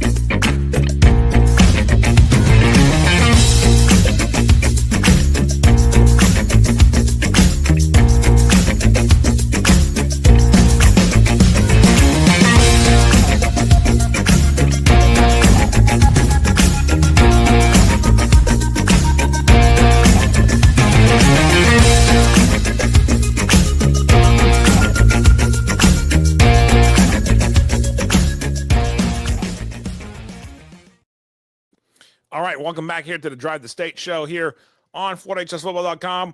And waiting on Cornelius Ingram. He's getting signed. He's working on getting in here, so we'll have him in momentarily here. But wow, it's hard to believe that we'll have one state champion crowned, and we'll have an invitational tournament champion crowned as well this weekend. And after that, we only have 7 more football games after this coming Friday night. Yeah, that'll wrap up the season in high school, and then we can focus on the big boys playing out there. No, I know. Bowl season. Yeah, bowl season. And one man that knows that, very familiar with that, and I'm going to go ahead and bring him on. And let me make sure I got it sitting here. Make sure that I've got it here. All right, let me go ahead and make sure. I'm going to go put it in here before we Mark does not have a Hawthorne shirt. We got to get him one.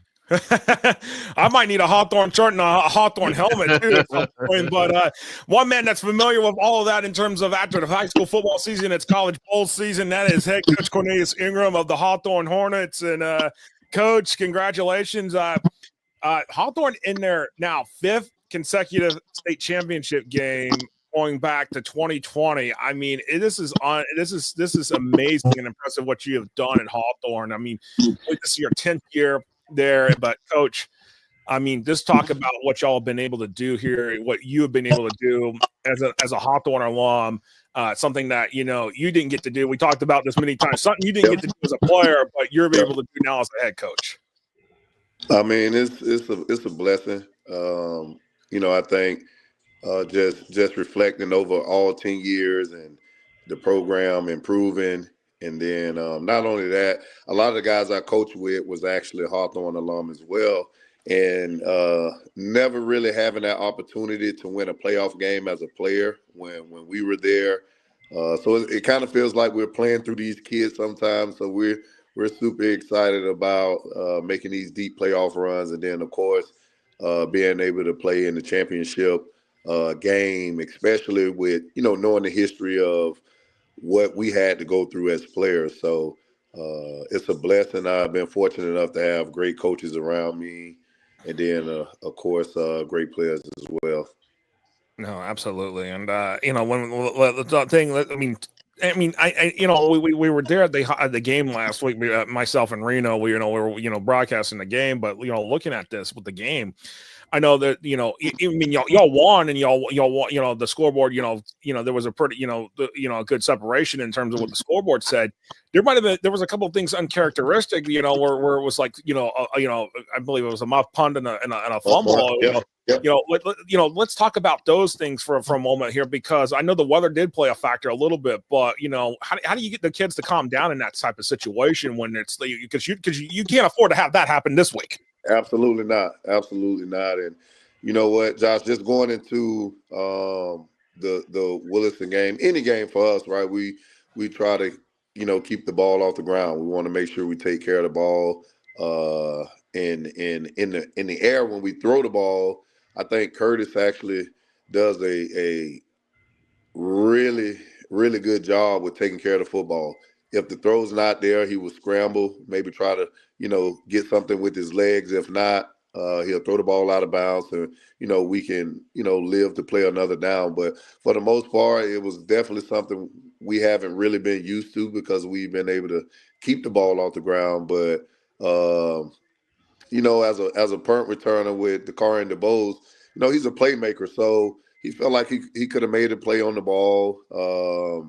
So you never really want to tell your playmakers to not run under it, not make a play, and now they're hesitant the rest of the game. So we can kind of live with that, but of course you never want it to happen. And then our young quarterback probably should have handed the ball to Keenan. He pulled it, and it was going to try to run it in for a score, but we end up fumbling. So I know for a fact we can't make those mistakes, just like you said, going into Friday's night game. And we'll try to keep it as clean as possible with not having the ball on the ground, because we know how good Madison County is. I'm going to hand it off to my co-host here, Reno. I'm going to go with you first, Reno, and then the Chris as well. And then we'll kind of go into the statistical side of this with the guys here, and maybe hey, what is it going to do to beat Madison County for a second straight year? We'll talk about that here. Reno, go ahead, man. No, with that focus, Coach, you and I have talked about it last 2 weeks in a row. What have I said to you? Magical defense. You've been able to step up and stop those other side. Yep. So let's talk to the nation here about what they haven't seen that defense has stepped up and done. Because we've seen your offense, we know what they can do, but what's that secret weapon you got? Well, I think we're flying around. We're gang tackling, and probably most important, all of our kids know their assignment. So we're kind of gap sound. Guys are taking that extra step to watch extra film, staying after practice. Everyone is locked in. So when you know your assignment and you prepare the right way, you can kind of go out and just react on Friday nights. And I think our guys do a really good job with that. I also told you last week, a lot of these guys are giving up lunchtime, right, to go through walkthrough. Right, that's a whole 30 minutes they could be with their girlfriends or a friend of theirs that they might want to kick it with during lunch. But all the guys come down to the gym during lunch, right? They'll have their lunch tray in their hand, and we'll still walk the plays. So they're doing everything necessary to put themselves in this position. But I really believe we're playing lights out. My two linebackers, and Leland Johnson and Gent, they're playing phenomenal at the backer position. I think Jaheim Darby, Kyler Ingram are playing great as D tackles. Our ends are coming along. And then on the back end, we can run and we can cover. Nate Jennings is one of our top cornerbacks. And then DeBose, he's the other corner who's actually playing really solid. He's the brother of Dakarian DeBose. So great depth. Guys are flying around, gang tackling, and they know their assignment, so they make our jobs easier as coaches. Yeah. Coach, this is your 10th year as a coach at Hawthorne. Talk about the stability of the coaching staff, and how have you grown over the last 10 years as a coach, building this program into a state championship contender? Right, just let my assistant coaches do their job. Everyone has an assigned position group. Right, we listen to all of the ideas that maybe each of us have, and we respect each other.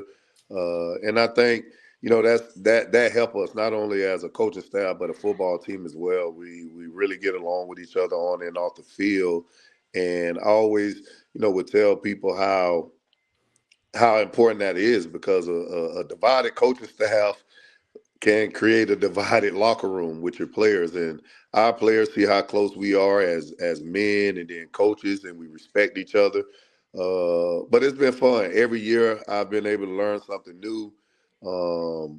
Every year we've probably added on a new coach who would come in and fit in right away. And that's what it's about. We've created a family atmosphere. Not only as a coaching staff, but our entire community is that way, and that's what makes Hawthorne so special.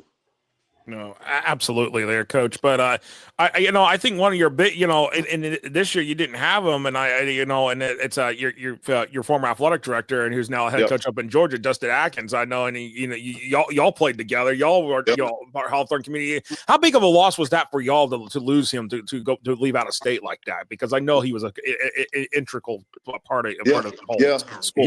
He was a huge part of course, our coaching staff and just going through the whole hiring situation, there were a lot of people interested in the position.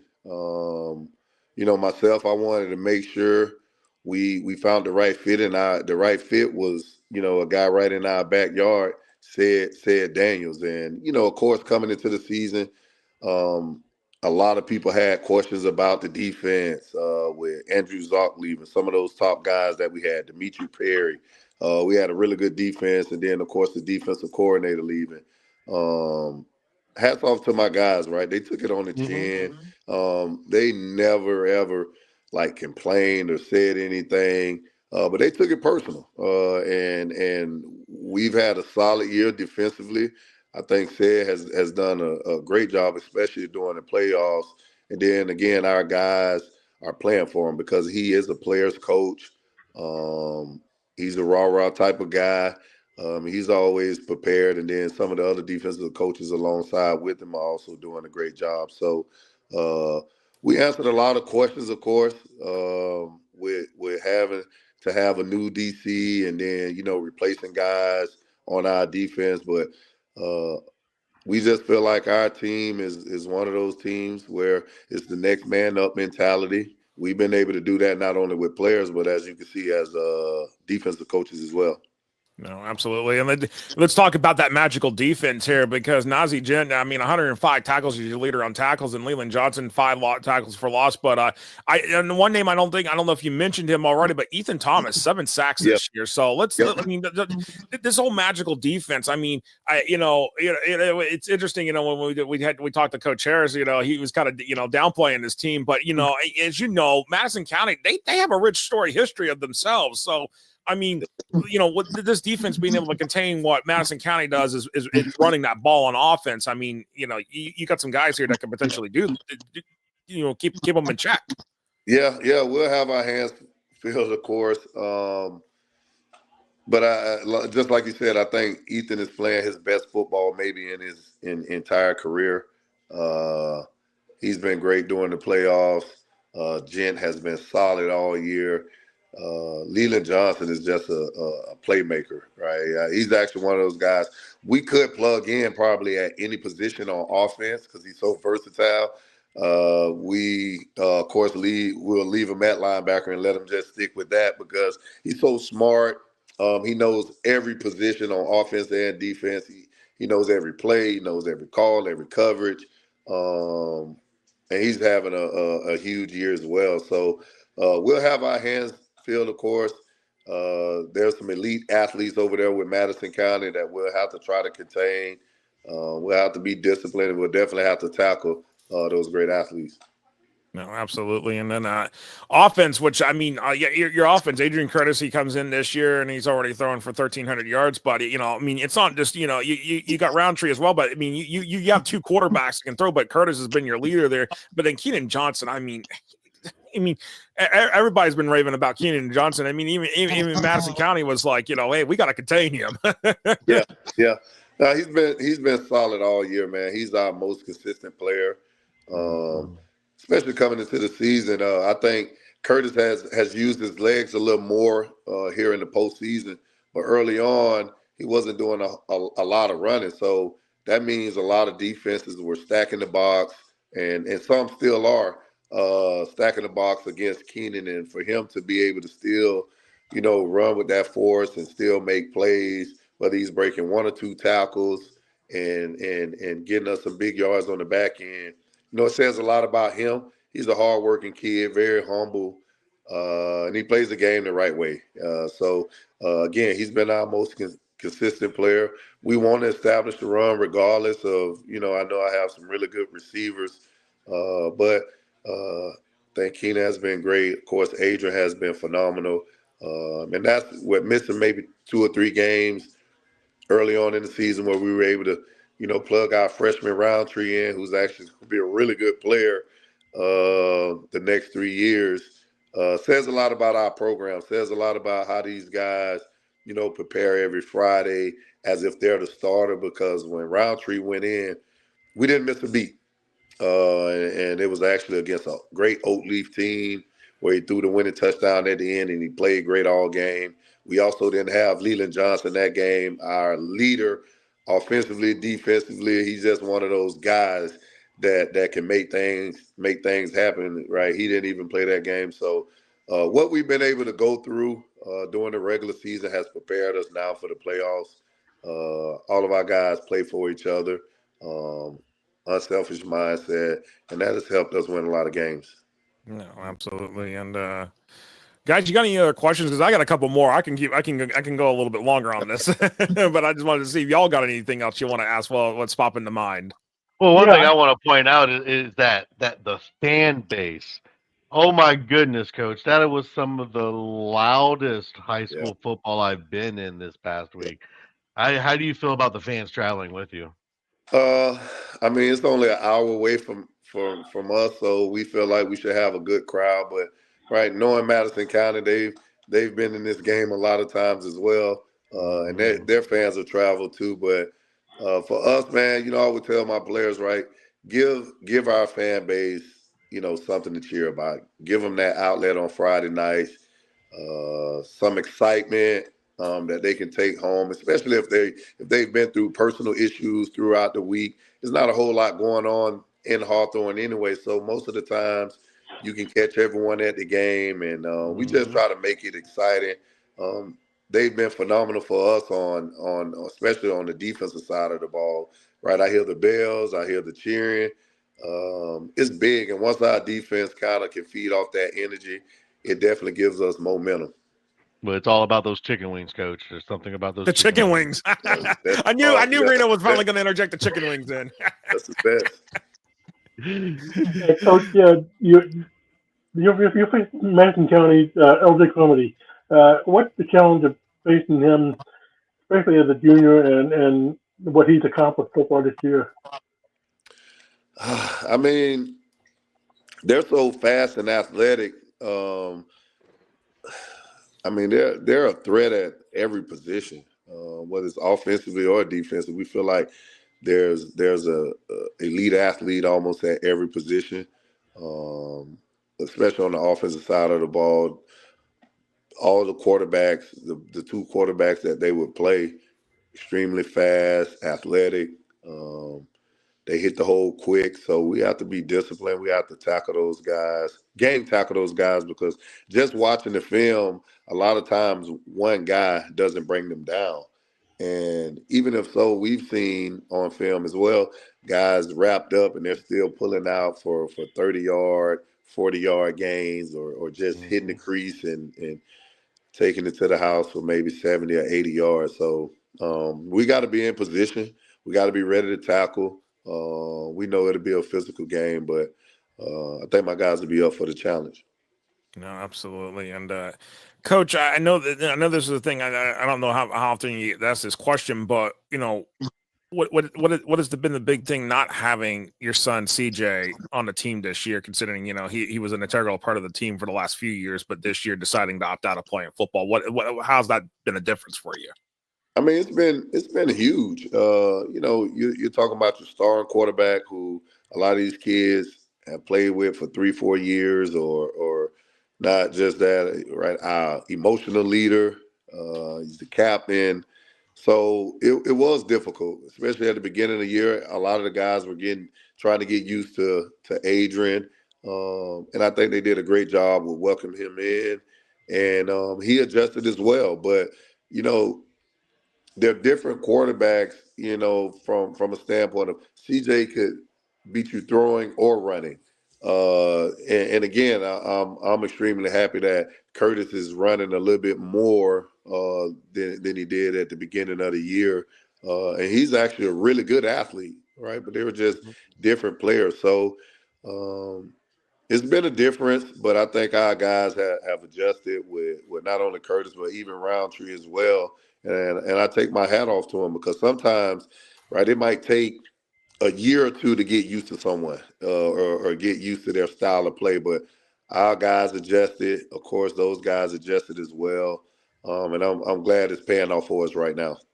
No, absolutely. And Mark Cannon wants to know, Coach Ingram, who is the best high school team in Alachua County, considering that last week there was 3 programs, y'all, Buchholz and Newberry, and we're down to 2 left in Alachua County, and Buchholz playing in the state semifinals for a 4th consecutive year. But I know you might be a little biased with that question here. Yeah, of course. I have to say the Hawthorne Hornets, of course.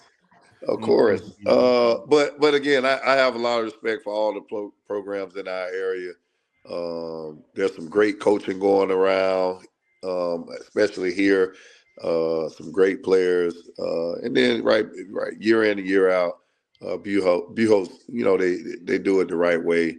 I think Coach Whitmore does a great job with what he's been able to do over the last however many years. Right, year in and year out, they're in the playoffs.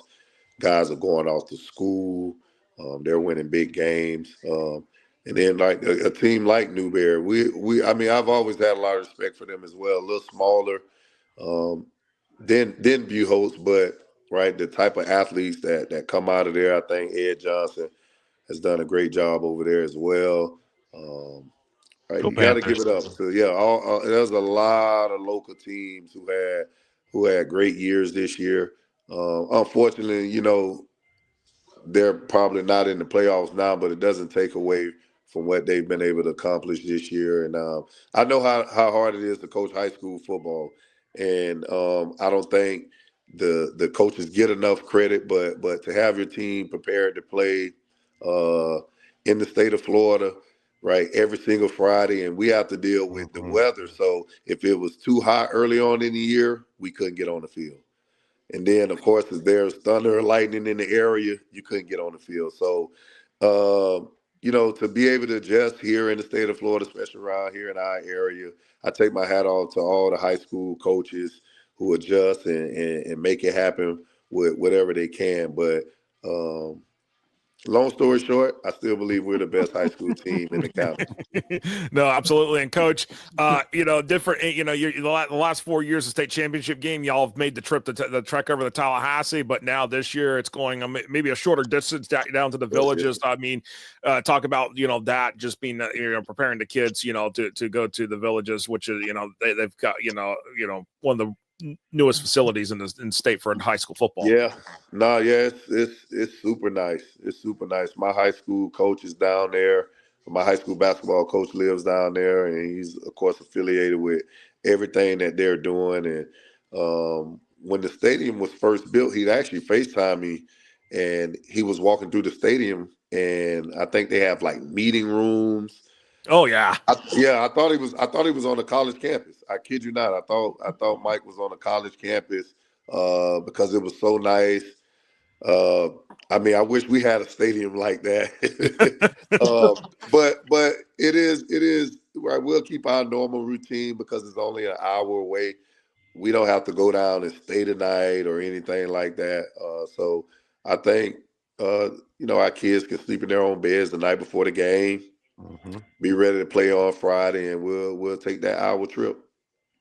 Absolutely, and of course the Rural State Championship Friday, 7:00 kickoff. That game will be live on NFHS Network. Coach, congratulations! 5th straight year Hawthorne is in the state championship game in the Rural classification, and we'll see the Hawthorne Hornets taking on the Madison County Cowboys again Friday night, and we'll see you at the Villages Friday night, Coach. All right, thanks for having me, guys. No, thanks for seeing you, Coach. Yep. Good luck, Coach. Thank you. Absolutely.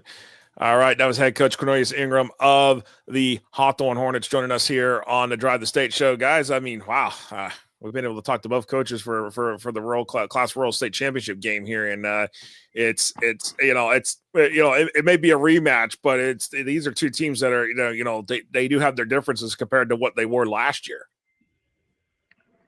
It's definitely going to be a battle. It's going to be new game plans, new schemes, new players, new styles, but it's still football when it comes down to the end, right? When you're talking about offensive line, defensive line, it's a game of inches in the trenches, and you still got to get the ball over the line. So, oh, absolutely. Chris, you got any thoughts? Yeah, it's going to be a great matchup with two classic teams, and I'm looking forward to seeing how this game turns out. No, I think it's going to be really fun, and it's going to be a loud atmosphere at the Villages at the range at HG Moore Stadium. Again, the stadium it looks like what Coach Ingram just described as a college campus stadium, or it looks like one of those stadiums that you see out in Texas. That's where I draw my comparisons to. It looks so good. It looks so good right now on the home side. Wait until the visitor side is finally built, because the pad is there. They have this temporary seating, but because eventually once that visitor side's built, I wouldn't be surprised if you see all the state championship games for the FHA football state championships be played there down the road. We're talking maybe about 3 to 4 years time, but still, I wouldn't be surprised if we see that happening. But you know what, guys? We're going to take another water break. We're going to probably take our final water break of the night. I did finally find me some water here, so yes, there we go. There we go. Water. And Chris has got his Dr. Pepper somewhere. Yeah, I got a refill. Oh, you got the refill. I Got like the that. refill.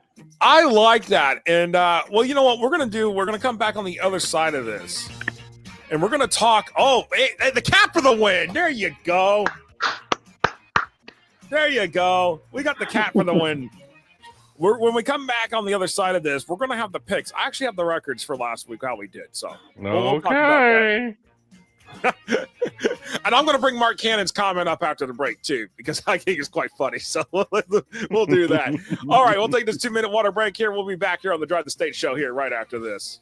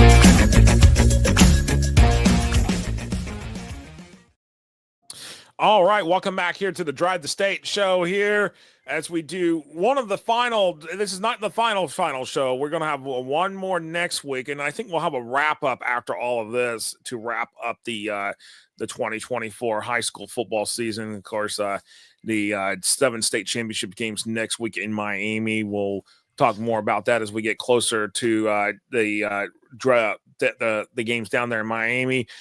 But this week, it's state semifinal time here. And you know what? I believe I know what I've got here for y'all. And that is, it's time for our picks. Yes, indeed.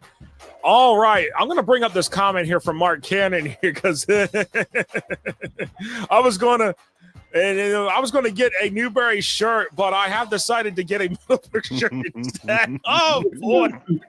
Wow! That right brown there, noser. That is a burn, Reno. A brown noser. I think Mark Cannon might have just burned you there, Reno. That's fine. He does not. He's not invited to my island. And then Jenny, who's popping on, he says, then we will have girls flag football, which we will indeed have girls flag football season after this because it'll only be a quick turnaround, and right into the month of February it will be flag football season. So is that Sunshine wants to put picks in too, by the way. So yeah. Sunshine knows what time it is. Yes, it does.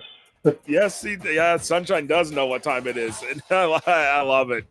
All right, with that said, we're going to do it this way. We're going to pick the state championship games last that we got on the for the Rural games this week.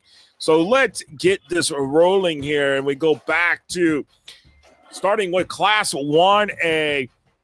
All right, first up, number 4 Trinity Christian at number 1 Shema Madonna. Again, I mentioned earlier, rematch from 2020 in the state championship game in Class 3A. Honestly, this is a long road trip. I mean, this is not just for the only Jacksonville area school making a long road trip down I-95. Got St. Augustine doing the same thing, going into Broward County. But Trinity Christian, long road trip. These two teams have got a little bit of history with each other, but I mean, Chaminade Madonna has been doing Chaminade Madonna things, and their 2 losses. Well, those 2 losses are so far back in the past in week 1 and week 2. Chaminade Madonna has just been pounding everybody else along the way. So with that said, go ahead, Chris. The Chaminade, they started off 0-2. Yeah, that's yeah. They gained a lot of experience in those 2 losses. No, I agree. And with that said, by the way, Reno 20-12 last week. Chris, you're 23-9. Yours truly 28-4. So those are the records from last week in terms of the picks. So I don't care what all y'all say. I beat all of you. I had the wildest. I picked some of the wildest games. Okay, so I win. Oh, it's so much fun each week with y'all on here on the shows here. It really is. And let's start with Chris. I'll start off with your pick here on this one. We're going right into your former backyard, Broward County, on this one. Yeah, I think Chaminade Madonna. There's too much. Look, I think this is going to be a good game to start off with, but Chaminade Madonna likes to pound it early. I think it's going to be a good game for 3 quarters, and then I think Chaminade Madonna wins that thing. All right, Chaminade, Reno, where are we going? Are we coming over to my island this week, or are we going to start going out the Reno Island pretty quickly? No, I think right now, when we're looking at this game, the number we're going to focus on is 457. 457 yards average per game. Says it all. Chaminade Madonna all the way. And I'm putting my pick in. They will win the state right now as well. Wow. All right. You heard it from Reno here. I don't know if it's me and more bullish or more of a bear here, but honestly, Chris says 3 quarters. I feel like this game actually might be over by halftime because I think Chaminade Madonna is just that good. And I'm taking the Lions here in this game. I just feel like this is Chaminade Madonna's classification to lose.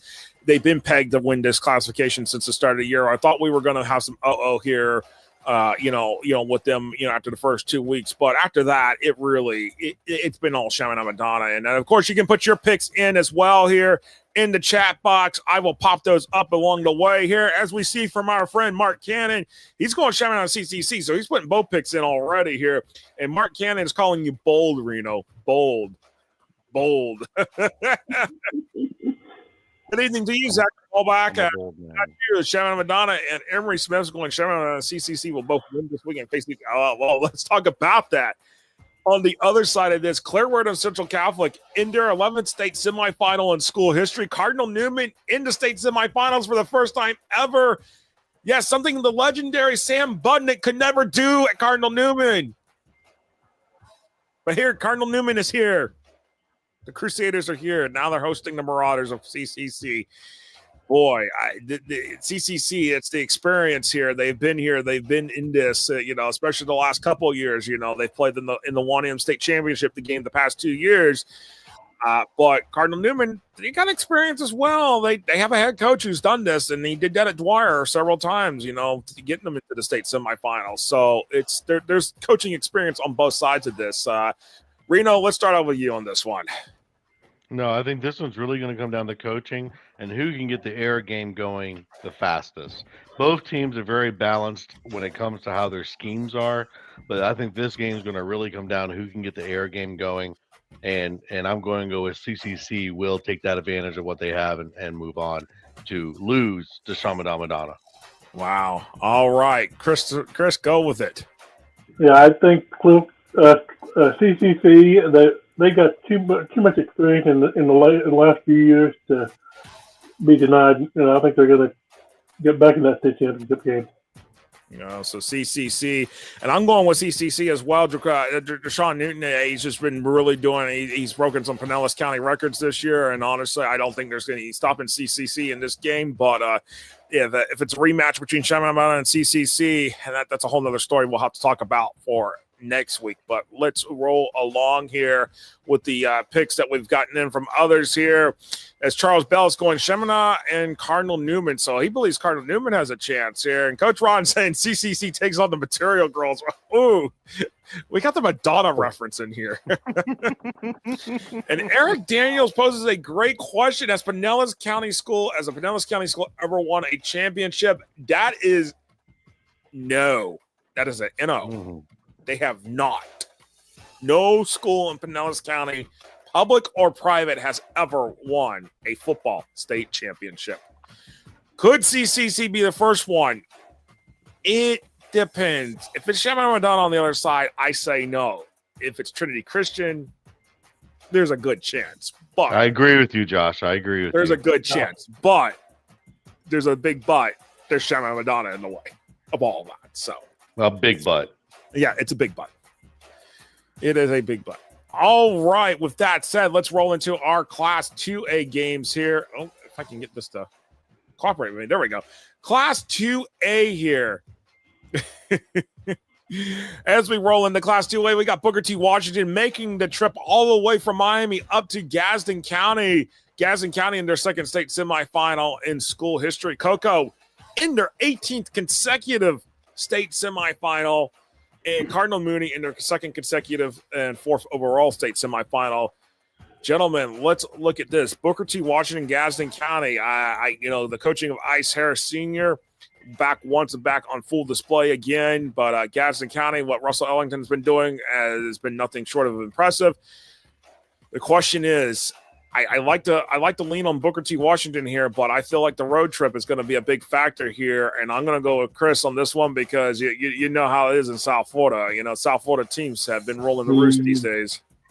Yeah, I think the schedule-wise, Booker T. Washington got the edge, and I think talent-wise, they also got the edge.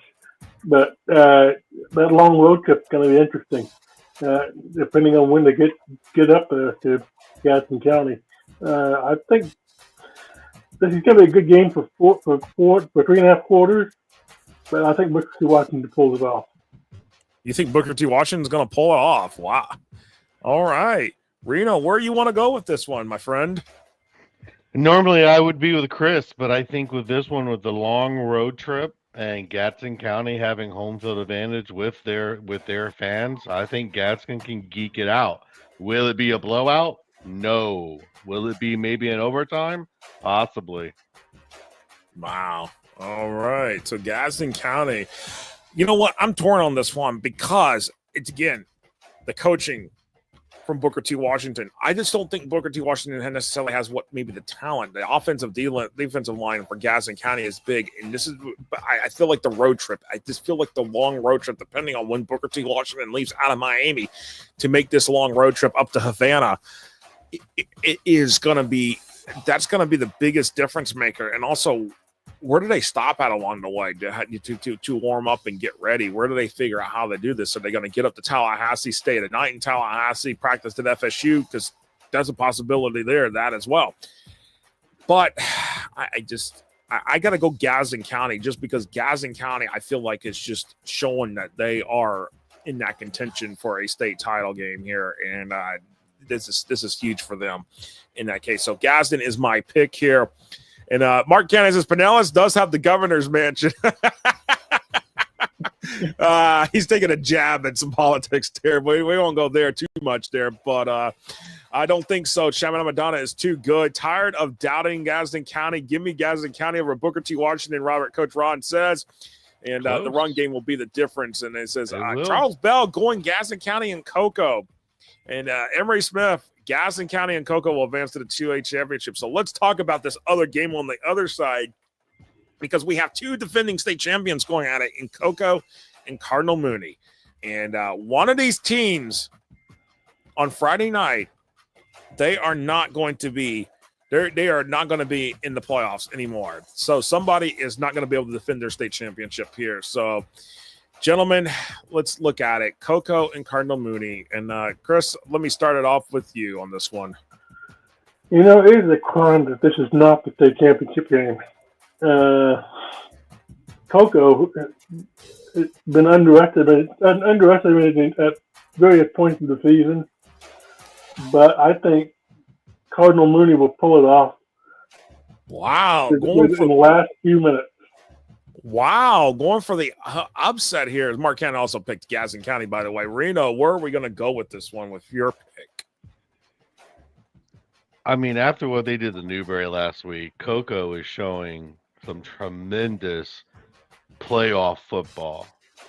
But you can't discount Cardinal Mooney because they've been putting points up all year. So I do agree that this is a shame that this is not a final, but it makes it way more exciting to have it in this regional final here for a playoff prediction. So with that, I'm going to go with Cardinal Mooney because I'm still emotional about last week, and I'm just not going to get over it, as y'all know with my Bowls picks. So Cardinal Mooney, baby, let's go.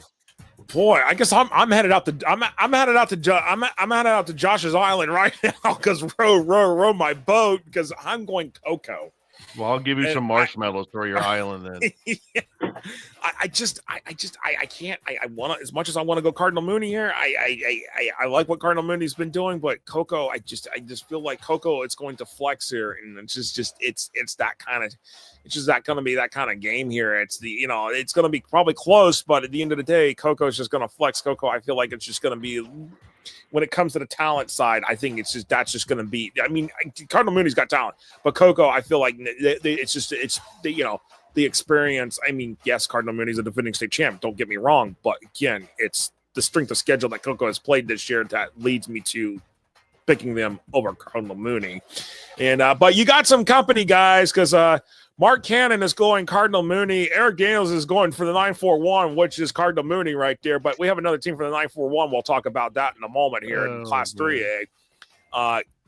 Give me Cocoa in a shootout. 45-35 coaching and playoff vet experience matter. And Eric with the 941. I'm with Eric, and it says, long way back, but I watched what Gadsden line of scrimmage did physically against Venice. I know it was a kickoff classic, but it's been on Gadsden since. And Charles Bell says Cocoa Tigers. He's going with Cocoa, and it says Cocoa will lose by a slight margin. Jenny said Cocoa. I'm picking Cardinal Mooney. Well, all right. Mike Reno 941. We have a lot of fun here. I'll tell you that. My island's in 352, baby. my island somewhere out in between 352 and the 904. So, but anyways, let's talk about another team from the 941 in our picks here. And that is Booker going up the reins in the 1-4 matchup here. Booker in the state semifinals for the second consecutive year, fourth time in school history.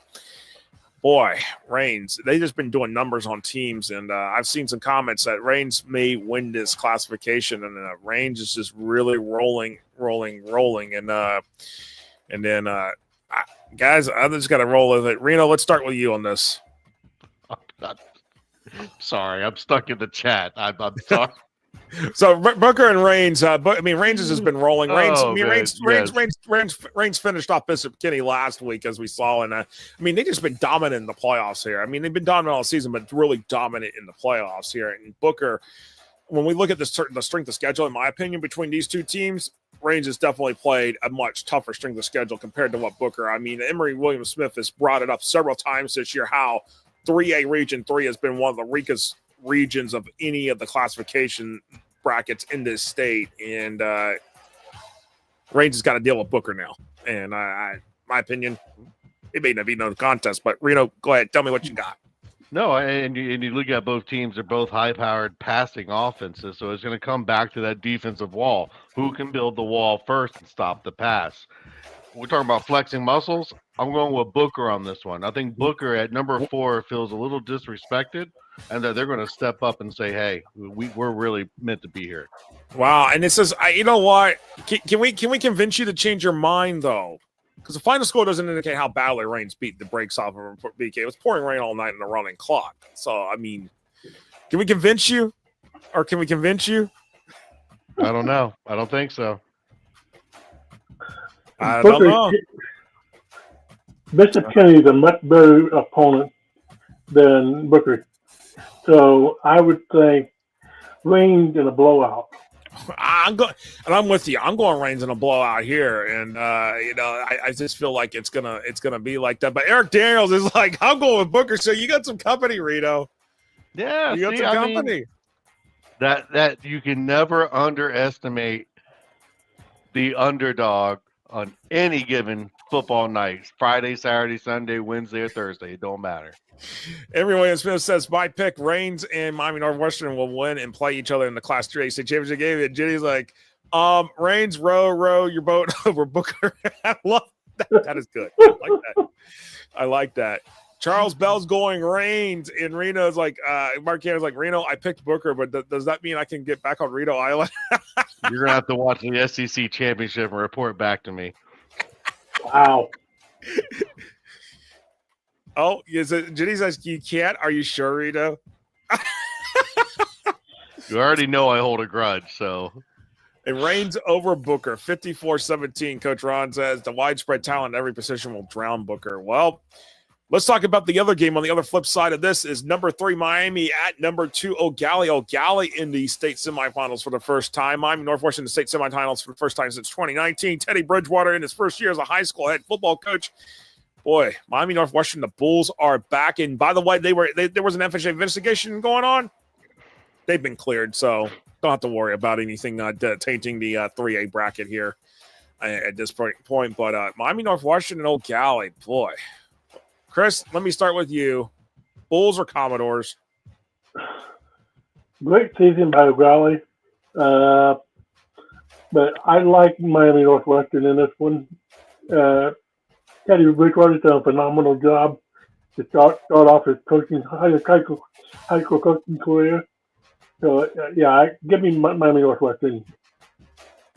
Absolutely, and yes, I definitely think so. And looking at it, but Miami Northwestern here. Reno, where are we going?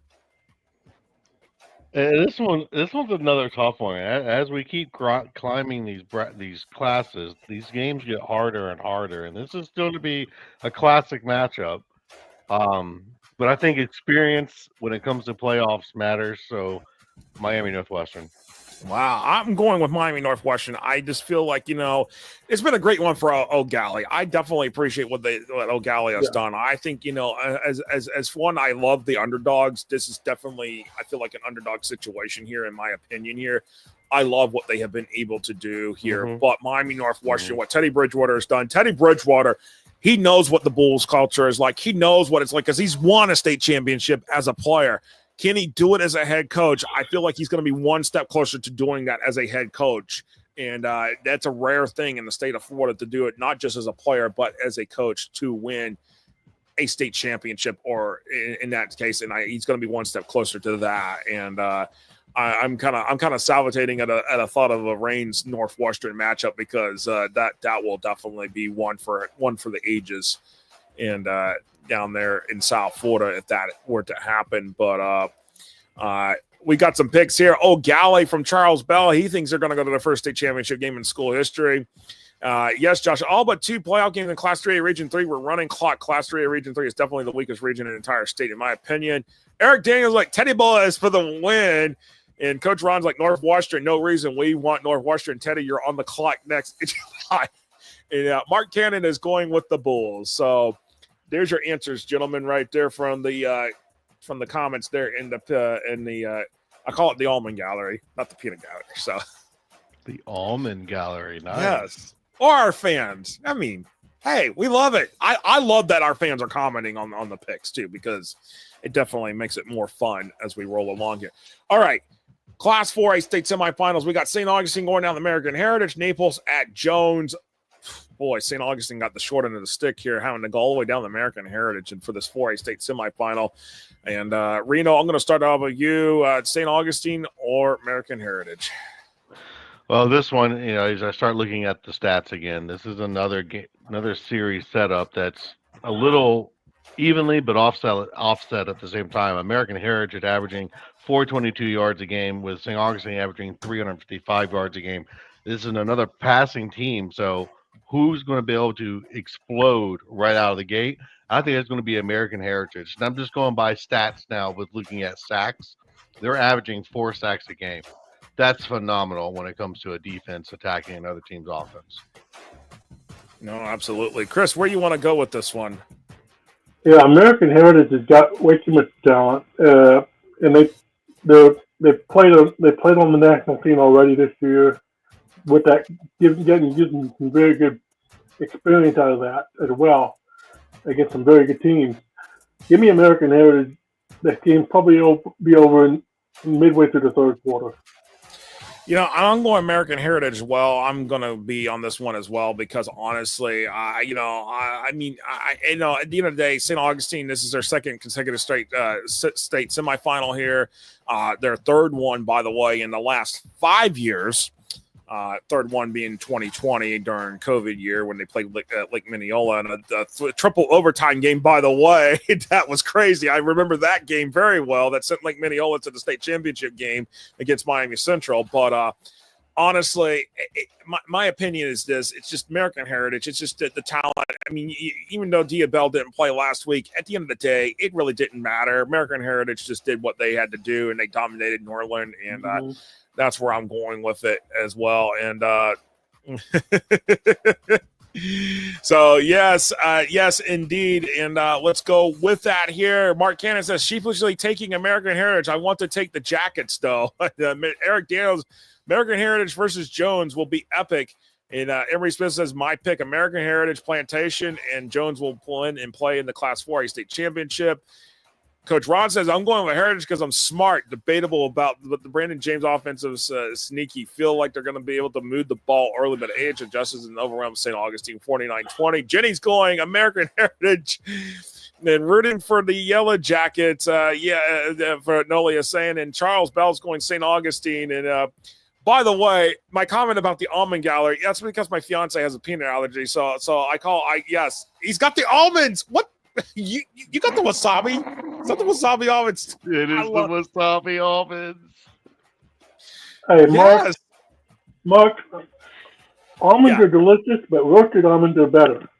Yes, roasted almonds are definitely not, but see, my fiance, she has the peanut allergy, so for me, I call it the almond gallery. So it's that's where it comes in at, and for me, that's how I respond to that now these days. Because, and with that said, Carter is going American Heritage State Champs. Oh, he's already called it.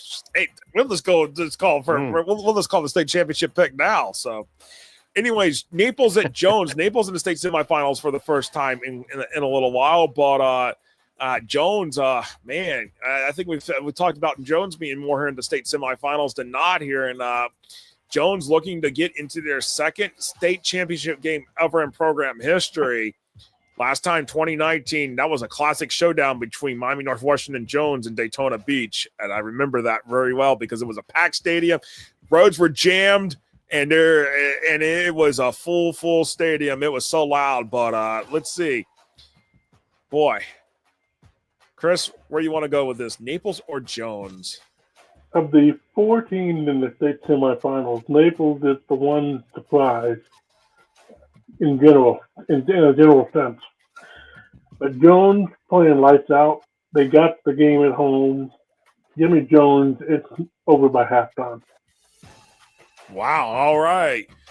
Reno, where are you going? Are you gonna stay with us or are you going out to Reno Island? No, I think I'm going to stick with Jones on this one. I don't know if I agree with halftime per se, but I do think Jones will run away with it. And as everybody seems to be commenting in the chat here, Jones and Charles Bell's going with Jones here, and I know we got to get some almonds here. And Mark Cannon's with you, Chris, about the roasted almonds. I'm about the roasted almonds as well. I like the honey roasted almonds from Blue Diamond. So there you go. And we'll say leave that there. All right, Class 5A region state semifinals here, gentlemen. Boy, as we talked about earlier at the start of the show, they couldn't ask for a better matchup in between the 4A bracket and the 5A bracket, but especially the 5A bracket with brand name teams here, teams that have national recognition, all 4 of them. And I believe they're actually all 4 of these teams are ranked somewhere in Jeff Fisher's High School Football America 300. While we talk about that here in a moment, I'm going to try to pull up his latest rankings here because I will pull those up here from Jeff Fisher in high school football America, because talking about it, it really is something to talk about here. But for St. Thomas Aquinas and Manatee, I can't count how many times these two teams combined have been in the state semifinals. It's that many times. It's been that much. It's ad nauseum in a lot of ways. Chris, you know you're familiar with, especially with St. Thomas Aquinas and your journey in the high school football world. I'm going to start with you on this one. St. Thomas Aquinas or Manatee? You know, I'm familiar with both teams actually. Manatee, they were a powerhouse back in the 90s, especially with St. Thomas Aquinas. St. Thomas Aquinas has had a down year, somewhat, according to St. Thomas standards, and they almost didn't make it this week. But I think St. Thomas Aquinas has learned a lot, and playing in Bradenton, that's a tough sell. This game's going to be an overtime classic, I think, and I think St. Thomas Aquinas is going to be the victor. Wow. All right. So on the road at Manatee, Chris is going with St. Thomas Aquinas. Reno, where are we going with this one for you? I love my underdogs, but give me Manatee for the win on this one all the way. I mean, you know, this is where I'm so torn because I've seen Manatee play this year. I like how they played, especially in that second half against Buchholz. My thing is St. Thomas, they had to fight. They had to get overtime. I mean, Chris called it right on the head that they were going to need overtime, let alone double overtime here last week. And, boy, my question, this is my biggest question here. Did that game gas St. Thomas Aquinas a little too much? That's what I'm kind of curious, and that's what makes me wonder that Manatee is going to have some more juice in the tank here to handle St. Thomas Aquinas, because St. Thomas Aquinas had to use more gas in that tank last week against Delray Beach Atlantic. With that said, I like what Jaquez Green has been doing with Manatee. He's getting the Manatee program back to where it's back to its standards. I mean, the former Gator great, he's been doing well as a head coach. I have got to go. I'm going with Manatee. I know St. Thomas Aquinas faithful. I know whoever's watching from the. I'm sorry, but I just don't see the streak continuing in winning state championships this year. And with that said, I mean, because St. Thomas Aquinas, by the way, 5 consecutive state championships, state record. No one has done 6, which they just broke that record because Bowles had done it 4 straight. There was multiple teams that did it 4 straight, but I don't think St. Thomas is going to set the new record of 6 straight this year. And I'm going Manatee in this one.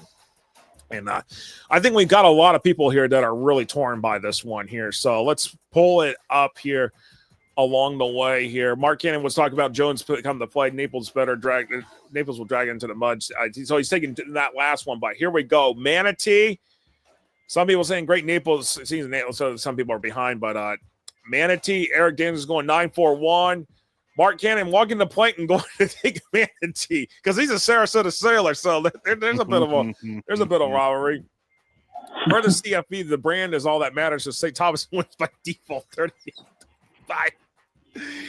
Goalie's like, go Canes. Well, when you look at St. Thomas versus Manatee, like you said, Manatee, when they figure out what you're doing on offense, they can attack you in many ways. I'm going Manatee Hurricanes in this one. Just pick Manatee, Chris. Let's go, Mike. LFG, Reno. And then my pick, Manatee and Lakeland will win and play each other in the 5A state championship from Emory Smith. And Eric Daniels is like, boom. All right. By the way, so we were talking here the picks.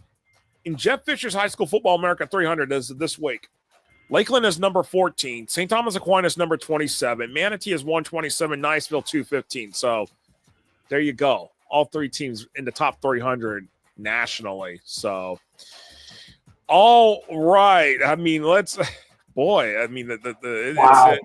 Yeah. All right, Niceville, Lakeland at Bryant Stadium here. Let's go ahead. Let's talk about it here. I mean, Niceville, Lakeland. This is a rematch waiting tonight. Been 19 years in the making here. So let's go. I mean, these two teams have got so much storied history behind them. we don't have enough time to even talk about it, but boy, Bryant Stadium is going to be electrified Friday night. That's for sure. Reno, let's start with you. Well, as I'm reading the comments, I'm getting called out. But Steven, it's coming back this way, baby. I'll pull the comment up here. Here you go. On this one, I still have to agree that you can't give up on the underdog. I'm going Niceville with this one for the win because their offense is really strong. And if Lakeland can't figure out what to do fast, Niceville can take off on them very quickly. No, absolutely. Here, Chris, where do we go? Niceville or Lakeland? I am torn with this one because Lakeland is such a dominant team, especially at home. But Niceville, they have done magnificent. And given that Niceville is going to be there the day before, give me Niceville. Boy, you're going Niceville, but I like the fact that Niceville is going to get down there a day early. I get that. I like it. Don't get me wrong. I think that's a good strategy. I think it's a well drawn out strategy. But what Marvin Frazier has done ever since taking over for Bill Castle last year, it's been impressive. He's been able to win a state championship year one, being able to just keep the glue intact ever since Bill Castle retired after 47 years of head coaching. This is year two of Marvin Frazier. I don't think nothing's stopping Marvin Frazier to win a second state title in year number two, which he's already starting to build a legacy. Yes, Bill Castle built it, but Marvin Frazier has been able to keep at it, and that's huge for Lakeland. But I love what Niceville's doing. Don't get me wrong. I would be okay with any of these four teams playing in the 5A state title game because I feel like the teams you plug and play here, the matchups are going to be so electrifying, so unique, so cool in so many ways that it doesn't matter. I wish I could pick all four, but at the end of the day, I'm taking Lakeland at home, and that's where I'm going to roll with. But I think it's going to be a very, very close game, potentially maybe overtime. Like I said earlier in the show, it's a crime that two of these teams are not in the state championship game. Yeah, I know. It's right. It is pretty much a crime here in a lot of ways here. And, boy, the comments are just firing off here as well. Plenty of tour buses coming to Lakeland University at Niceville High School for the upset representing the Panhandle. Go Eagles. Three things are a lock. My mom loves me. Nessie is real. And Lakeland will drag Meadville. Shots fired. Wow. Coach Rod has fired his shots. But Charles Bell, who is a Lakeland fan through and through, he is going Lakeland Dreadnoughts in a blowout. We would come out swinging first time at Bryant Stadium. They don't know what it's like to play at Bryant Stadium. We'll roll fire. We'll roll. The Knots will roll. Fire the cannons. Mark Anderson's Lakeland offense needs to play better. Coach Ron says, but all seriousness, Niceville has no singular player that matches up well with Lakeland. This won't be pretty at all. Ooh. I can't type on laptops, Mark Anderson says. Rita's like, I can't type anything. Acres away, my boy. Lakeland for the win at sold-out Thomas W. Bryant Stadium. There you go. When Noli puts in the full name of the stadium he's serious about it. There you go. And we'll Noli, see if I'm right. Mark Cannon is going. I'm picking Noli's Dreadnoughts here. So we got 6A state semifinals here, gentlemen. Let's roll with it here. Miami Southridge, West Boca Raton. Boy. Chris, where you want to go with this one? I am so torn with this one because these are two very good teams. Give me West Boca just because they're playing at home. Wow, West Boca advanced to their first state title game ever as they are in their first state semifinal game ever. All right, Reno, where do we go? This is going to come down to the ground game. Who can control the line of scrimmage, either offensively or defensively on this one? And when you really break it down, West Boca is a stronger team when it comes to be able to push the run game right now. But again, I think Miami is not going that far. It's going to be a fun matchup. I'm going with Southridge for the upset in Boca on this one. See, Southridge, and here's my thing. Southridge, as a program, they have been here, done that, but not under the current coaching staff that they have got right now. West Boca Raton, they have played an impressive schedule, and they have played some tough teams along the way here. And as much as I want to go Southridge and, want to, at the end of the day, be able to support seeing, especially Miami-Dade County teams in their own backyard at the state championship game, I like what West Boca has done, and that's where I am going with the West Boca Raton Bulls to advance to their first ever state championship game here. And Stephen Thatch says, hats off to Lakeland for the second quarter half to the kids, second half to the kids. Charles Bell's going West Boca Raton. Emory Williams-Smith is going West Boca Raton and Buchholz. And then Mark Cannon going West Boca. That's what they tell me. Charles Bell says going Osceola. But let's talk about this other game here on the other side in our own backyard, Reno.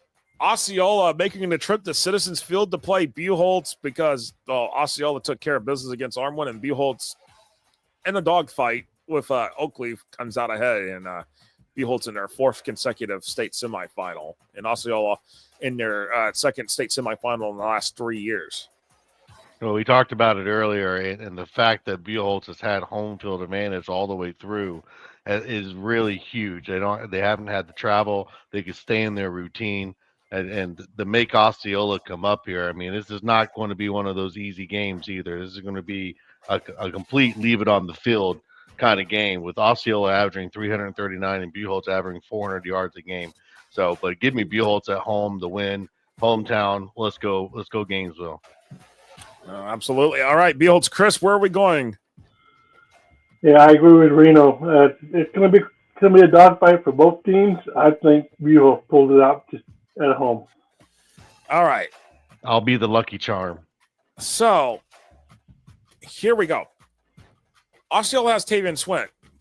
All right. Osceola was able to figure out against Armwood. Armwood's got a couple of Division I prospects. They figured out how to do it. But I feel like here's a big thing. What we've seen, what Trace Johnson's done, what we've seen Justin Williams do for Buchholz, what we've also seen what Nick Clayton does on defense for Buchholz. Mm-hmm. This is the fourth straight semifinal. 3 of them under Mark Wintermore. Last year was under Chuck Bell. But this time, it's not like what it's been. And I think, okay, last year, Lakeland, they had to play in the state semifinals. The last couple of years, it's been dealing with other teams along the way. You had to deal with Venice the year before that. You had to deal with St. Thomas Aquinas the first time around in 21. So Venice 2022, Lakeland last year. This year it's Osceola in the state semifinal you're going up against. But I feel like this time around for Buchholz, things are finally going to break through, and Buchholz will be playing for a state championship for the first time since 1990, because I feel like what Buchholz's defense has and what we saw against a team like Cardinal Newman this year, I think they learned a lot of lessons from that Manatee game earlier in the season. They were able to apply it, later on in the season against Cardinal Newman. My thought is this: it's going to continue on here because of that. I feel like Buchholz is going to go play for a state championship again for the first time since 1990 when they won their one and only state championship in school history. Buchholz will get a chance to win the state, and when they do win the state, we can fix the field, people. We can fix the field. Yes, Citizens Field. What a travesty. I will be honest with you. It is not the best field anywhere. It's in my opinion, one of the worst fields in the entire state for high school football. All right, as we got some more picks coming in here, Charles Bell is going Osceola, and he's going West Boca Raton. Coach Ron says Southridge pulls off a 3 overtime stunner, 34-28. Eric Dean says Buchholz finally gets over the hump and wins it all.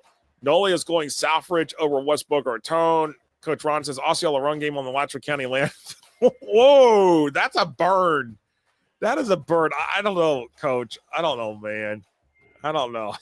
The Cowboys continue winning on the road. Noli's going to Osceola. Well, of course, Lakeland and Osceola have a history of each other over the years. And then Mark Cannon is like, Osceola is my new favorite team. Taking the Cowboys in the mud pit known as Citizens Field. Yeah, they're not far off.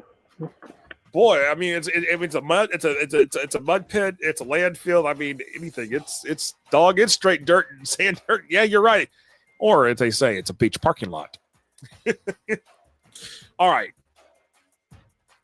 few more games to pick. 7A, Columbus in Venice. Where we want to go with this one here with this 1-4 matchup.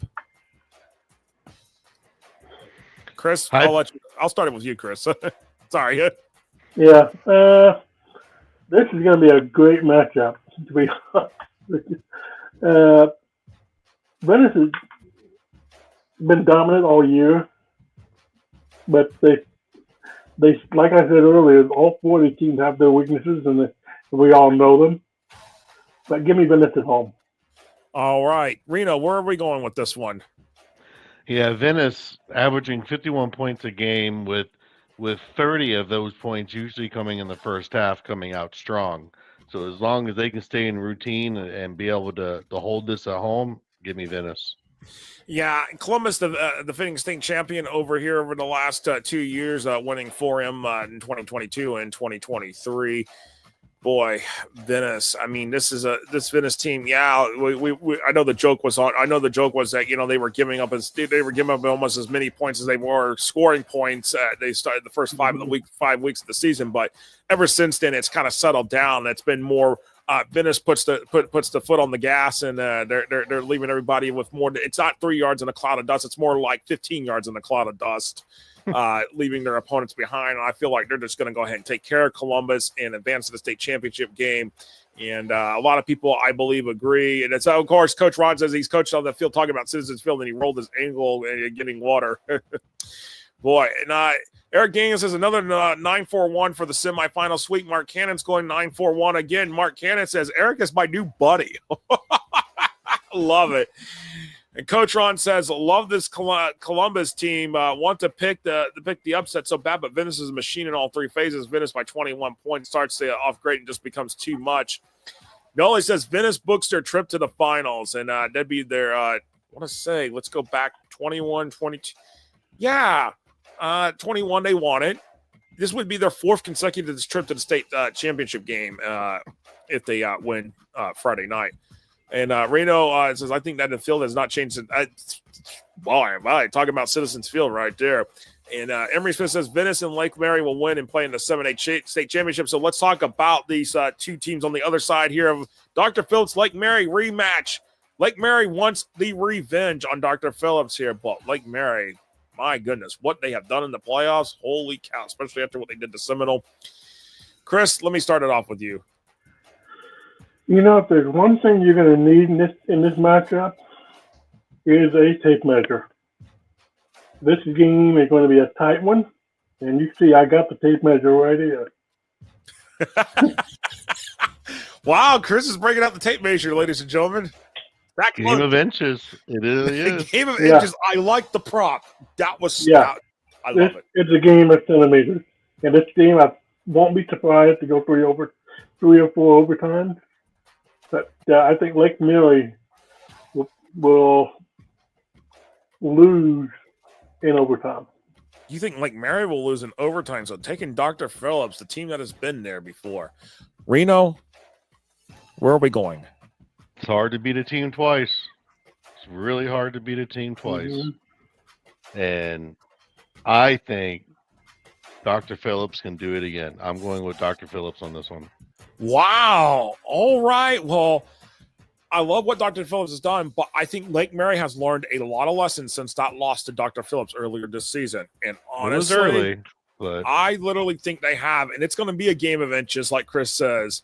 But I'm going to put my full faith in Noah Grubbs to lead his team to where no Lake Mary team has ever been. By the way, no Lake Mary team has ever been this far. Welcome to the state semifinals, Rams. I think y'all are going to be playing in a state championship game next week. I am taking Lake Mary for the win by a game of inches. And yes, I think it's a potential overtime game, but Lake Mary will win it because Lake Mary is ready for this. They're ready for their moment. All right. Is on the line. Yes. Hopefully we don't have an 8 overtime game in that thing, but yeah. Mark Cannon says, Chris bringing out the visual effects. Noah Grubbs says, this is my formal apology for last week. Lake Mary smokes Nurse Phillips. Giving the burns tonight. Wow. Mark Cannon says Noah Grubbs gets it done like Mary. Early season losses equals late season success. Eric Daniels, and that's where my thought is I feel like that's the case here. And Noah Grubbs for 340 plus on Friday night, Coach Ron. All right, got 2 more games left on the books that we got to talk about here. Now we're going into the games that are this week that are for hardware, big hardware. First, the the Rural Florida Invitational Tournament Championship between Fort Meade and Dixie County. We would have loved to talk to Fort Meade's coach here, but honestly, at the end of the day, we work with what we have here. But we got to talk to Dixie County's head coach, Ric Whittington here. But guys, 1 o'clock kickoff Friday at the range at H.G. Moore Stadium in the Villages. Let's talk about it here. Reno, I'll start with you on this one. Fort Meade or Dixie County? You know, the numbers say how the players have had and played all year. But when we get down to that one last final game, throw everything out. Because now it's going to come down to what happens when that whistle blows at the beginning of the game. And I know Jaden over at Fort Meade has 2,000 yards passing. And then also Jaron is running for 628. But my personal opinion here is that Dixie County can control the clock a little better than just putting it up in the air. And by controlling the clock, you control the game. And I think Dixie County will be able to squeak out a win over Fort Meade in the championship. Wow. All right, Chris. Yeah, I'm with Reno on this one. I think Dixie County is just a little too much for Fort Meade. I think Fort Meade will be very competitive in this game. But, yeah, give me Dixie County. No, I think this will be a competitive game for the two teams. I think they're evenly matched in a lot of ways. But Dixie County, I think Mr. Williams, he's just going to be hard to contain. I just don't know if Fort Meade's defense is going to be able to have what it takes to contain Mr. Williams, because that he has been that workhorse. And so far during this run through the FIT, I don't think anybody has been able to really kind of keep Mr. Williams locked up on the other side, on the sidelines there, or keep him off on the other side of the 50. So give me Dixie County in this one. So, but we've got some picks here. Fort Meade, why? Polk County. Coach Ron says, I was going to go with Fort Meade purely off experience, but I will no longer go with my lost twin, head coach Rick. Let me play me that Dixie. Oh, boy. He's going Dixie County. Eric Daniels says, great show again. Keep it up, fellas. All right. Emory Williams says, my pick, Fort Meade beats Dixie County in the Rural FIT game. Ooh. And Nolly says, Fort Meade will end the season with a win and a losing record.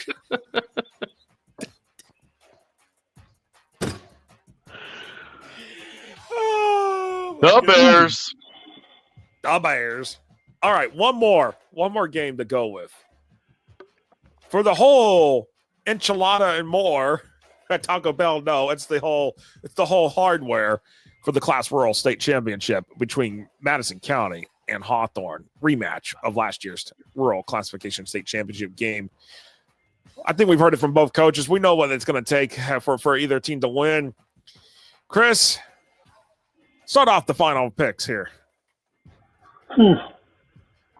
This is a tough one. I love both teams, but Hawthorne, I think, has got the better offense. They've got the better defense. And it's going to be yet another game of inches and centimeters.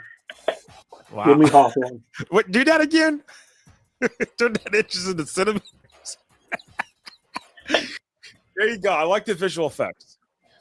Reno, I'm going to preface this before you make your pick.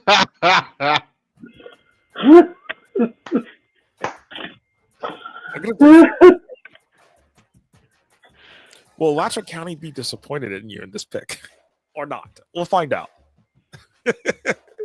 Look, I'm not trying to sway you, by the way. You make your own pick whichever way you want to go.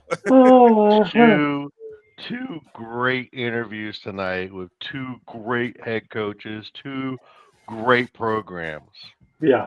I think Madison County's not represented by numbers on what they bring to the game.